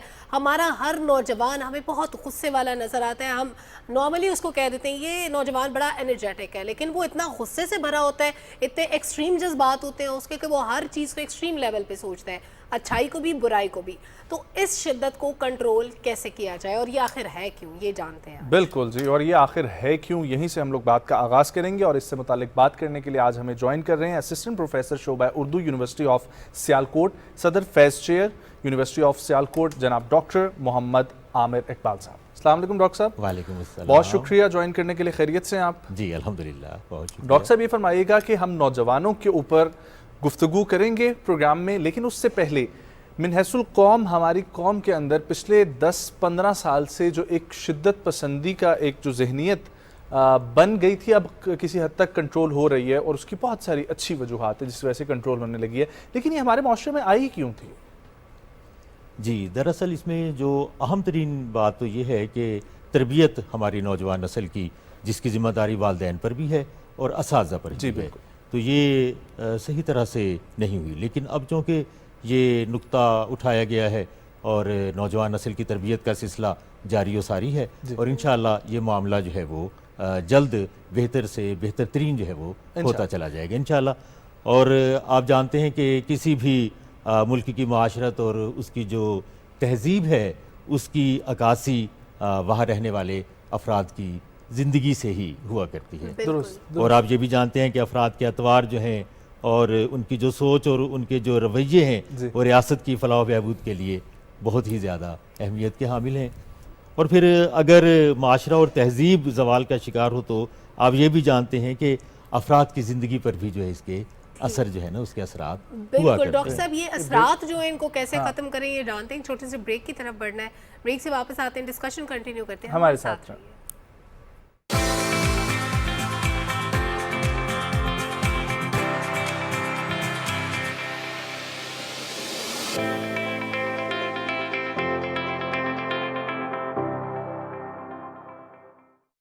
Welcome to brilliant brains. हमारे ब्रेन पे हमारी लगाम नहीं होती, हमें जो दुनिया का स्टिमुलस है वो कंट्रोल कर रहा होता है। जब आपकी हर चीज़ जो है वो इंस्टेंट के नाम से आएगी तो हमारी खुराक जो है वो घबराहट का शिकार बनाएगी। मेन माइंड कंट्रोल वहाँ आता है कि स्टिमुलस जो भी हो आप अपने एक्शन को कंट्रोल करो। इतनी मज़ेदार माइंड गेम्स में चलती हैं। इन बच्चों को जिस तरह इनकी ब्रेन एक्टिविटीज़ को उजागर करना चाहिए, कौमी नशरियाती इदारे ने एफर्ट की, उसके बाद पाकिस्तान में इस नौयत का पहला प्रोग्राम लेके आए और उसका होस्ट आपको बनाया। इस शो पे आके I am actually very excited and happy. It's teaching our students, kids and the people to use their cognitive ability. देखते रहिए ब्रिलियंट ब्रेन्स।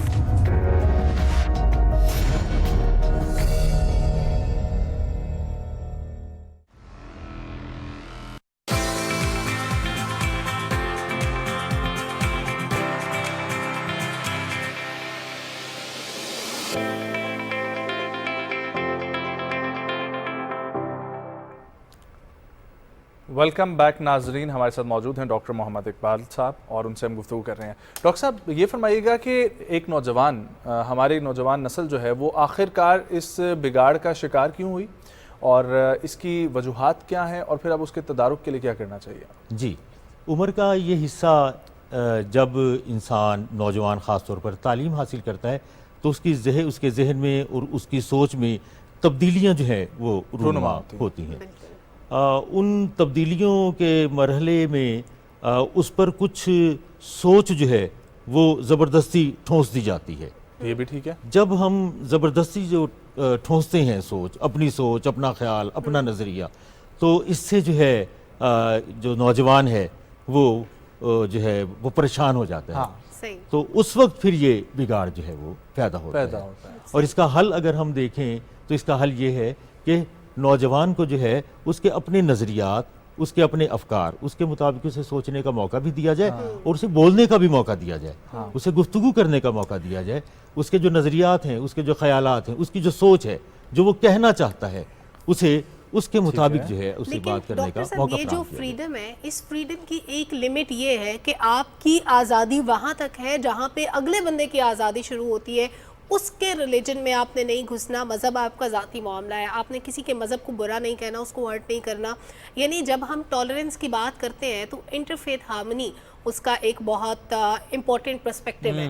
इंटरफेथ हार्मनी के लिए हमें क्या करना चाहिए और ये जो टॉलरेंस लेवल हम सोसाइटी में पैदा करने की बात करते हैं, ये कैसे पैदा होगा? जी, जहाँ तक मज़हब की बात है, देखिए घर में वालिदैन के साथ जब इंसान नौजवान रहता है उसे अपने जो मजहबी अफकार है वहीं से उसे क्लियर हो जाता है कि किस किस्म के अफकार जो हैं वो उसके इर्द गिर्द घूम रहे हैं। वहीं से उसकी तरबियत हो जाती है। फिर स्कूल में असातिज़ा कराम वो जो है उसकी तरबियत करते हैं। हमारे यहाँ एक थोड़ा सा मसला ऐसा भी है कि कुछ असाज़ा कराम तरबियत के दौरान में जो है कुछ ऐसे मजहबी अफकार उस पर जो है वो ठोंसने की कोशिश करते हैं जो दरअसल क्लियर नहीं होते। सही है। उसकी वजह से नौजवान नस्ल जो है ज्यादा बेरहमी का का शिकार हो रही है, ये अब तक हो रहा है। हाँ। तो ये तमाम तर जिम्मेदारी जो है वालिदैन के बाद असाज़ा की आती है। अब स्कूल, यूनिवर्सिटी, कॉलेजेस की जिम्मेदारी बनती क्या है? क्या एक्टिविटीज वो करवाएंगे कि इसका रिवर्स प्रोसेस होगा? जी, जहाँ तक स्कूल्स की बात है, स्कूल्स में जो है एक तो जो प्रोग्राम्स हैं गैर निसाबी सरगर्मियों के हवाला से भी हैं, स्पोर्ट्स के हवाला से भी हैं, वो होने चाहिए। स्पोर्ट्स के हवाला से आपको पता है कि बच्चों में मुकाबला करने की सिफत जो है वो पैदा होती है, जज्बा पैदा होता है, जज्बा पैदा होता है। जब कोई हारता है तो दूसरे के लिए टॉलरेंस भी पैदा होती है। सही बात और उसके बाद जो तकरीरी मुकाबले हैं और इससे जो है बच्चे में मुकाबले की जो है वो अपने जज्बात जीतने और हारने की बात जो है वो पैदा होती है। यह है स्कूल्स की सतह पर। और यूनिवर्सिटी की सतह पर सेमिनार्स जो हैं वो होने चाहिए। उन सेमिनार्स में जो है वो असाज़ा भी शिरकत करें और बच्चों को भी उसमें शिरकत। उन सेमिनार्स में ये कितना जरूरी है कि 2 वे कम्युनिकेशन हो? 1 वे कम्युनिकेशन से तो वो सिर्फ नॉलेज परसीव कर रहे हैं। हाँ, नहीं, 2 वे कम्युनिकेशन के लिए तो बाद में सवालात का मौका लाजमी दिया जाए। सबसे अहम बात यह है कि असातिज़ा कराम अपने लेक्चर्स के बाद आखिर में 10 मिनट बच्चों को सवालात का मौका दें। अच्छा, ये जो सवालात का मौका है सर, ये यूनिवर्सिटीज़ में अमूमन मिलता तो है। किसी बच्चे के जज्बात को ये कह के ठेस पहुंचाना कि ये कैसा सवाल है, ये क्या पूछ लिया तुमने, ये बच्चों के लिए सवाल करने की इंकरेजमेंट कितनी ज़रूरी है और बच्चे के सवाल को सराहा जाना कितना ज़रूरी है। जी, ये बहुत ज़्यादा ज़रूरी है। और जो लोग ऐसा करते हैं वो तलबा जो है ऐसे असातिज़ा को फिर रद्द भी कर देते हैं। ऐसा हरगिज़ नहीं है कि वो उस्ताद जो है फिर वो परवान चढ़े। उस्ताद वही परवान चढ़ता है जो बच्चों के सवालात सुनता है और जवाब भी देता है, और मनफी जवाब नहीं। बच्चों की हौसला अफजाई बहुत ज़्यादा ज़रूरी है। बच्चे फ्रस्ट्रेशन का शिकार उसी वक्त होते हैं कि जब उन्हें उनके सोच के मुताबिक या कम अज़ कम तसल्ली बख्श जवाब जो है वो ना दिए जाए। उस्ताद और शागिर्द ज़्यादा ज़रूरी है, बहुत ज़्यादा ज़रूरी है। उस्ताद और शागिर्द का रिश्ता कैसा होना चाहिए? बहुत अच्छा। उस्ताद की तरफ से तो ये है कि मुशफ़िक़ाना ताल्लुक़ होना चाहिए, बच्चे की बात वो सुने और इतना बच्चों से मतलब करीब हो कि बच्चा अपने दिल की बात उसके सामने बयान कर सके। जब दिल की बात बयान करेगा तो वो अपने ज़ाती मसाइल भी डिस्कस करेगा और तालीमी मसाइल भी डिस्कस करेगा। ये ऐसी चीज़ है कि जो बच्चे को न सिर्फ ये कि गलत रास्ते से रोकेगी बल्कि तालीम हासिल करने के बाद मस्बत राहों का तयन भी बच्चे को करने में आसानी डॉक्टर साहब, ये जो हम शिद्दत पसंदी, इंतहा पसंदी, जो हमारा बेसिकली टॉपिक है जो हम डिस्कस कर रहे थे, उसमें बैकग्राउंड कितना मैटर करता है? घर में अच्छा माहौल ना मिलना, असातिज़ा का माजी में बुरा रवैया रहना, ये चीज़ें बच्चे के इंतहा पसंदाना रवैये में या किसी स्टूडेंट या नौजवान के रवैये में, सोशो इकनॉमिक क्लास में, ये कितनी इम्पैक्ट करती हैं? जी, तीनों बातें जो है इसमें किसी न किसी तरह असरअंदाज है, मस्बत भी और मनफी भी। जहाँ तक मनफी का ताल्लुक़ है, वालिदैन आजकल इतने मसरूफ़ हैं अपने फाइनेंशियल प्रोग्राम उसके हवाले से, मसरूफियात जो बच्चों ही के रोज़गार के हवाले से दोनों ही मसरूफ़ हैं, वालिद भी और वालदा भी। वो बाज़ औक़ात बच्चों को बच्चे की ज़रूरत के मुताबिक टाइम नहीं दे पाते। अच्छा, उससे हालांकि वो ऐसा चाहते नहीं है, मजबूरी की बिना पर ऐसा हो जाता है, तो उससे फिर बच्चा जो है वो दिल की बात जो है उसे करने का मौका ही नहीं मिलता वालिदैन से। ठीक, ये एक गैप आ गया, ठीक है ना, जनरेशन गैप की सूरत इख्तियार करता जा रही है जो सबसे ज़्यादा ख़तरनाक है। एक तो इसे हमें दूर करना चाहिए। सही बात, ठीक है। और उससे आगे फिर असातिज़ा के हवाला से, असातिज़ा को कभी भी किसी भी बच्चे की इंसल्ट जो है क्लास में, स्कूल की सतह पर भी और यूनिवर्सिटी की सतह पर भी हरगिज़ नहीं करनी चाहिए, बल्कि उसकी बात सुननी चाहिए और उसे तसल्ली बख्श जवाब देना चाहिए। और अगर तसल्ली बख्श जवाब का मौका ना हो या कम हो तो फिर दोबारा उसे वक्त देना चाहिए बच्चे को, लेकिन उसे मुतमिन करना चाहिए।